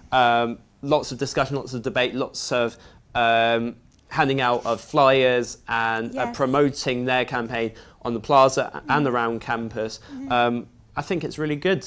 It's incredible. Yeah. So I think that clears up tonight. Tyree, would you like to wrap up tonight? Yeah, should we wrap up? Okay, so there you go. Aaron is our new union president, and if you have tuned in with us till the last moment, thank you so much. But if you haven't, don't fret, you can re-watch Results Night on demand on Facebook or on YouTube at KTV. You can also find out more about who has won this year on inquirelive.co.uk or at kentunion.co.uk. I think a big well done to all of the winners tonight, whether you're a part-time officer, a vice president or Aaron for president, and commiserations to the people that didn't get the roles they're hoping for, but hopefully you can think of the positives from this campaign. A big thank you to Kent Union for running this election, to my lovely co-host Tyree here, to everyone here at KTV, either on screen or behind the scenes, putting all the hours and effort working towards this. Obviously, we were supposed to have it on Friday, and obviously it was very negative, demoralising, but we got it in and we're positive. I think thank you so much for watching for the entirety, and I think the last thing that we can say from all of us here is good night.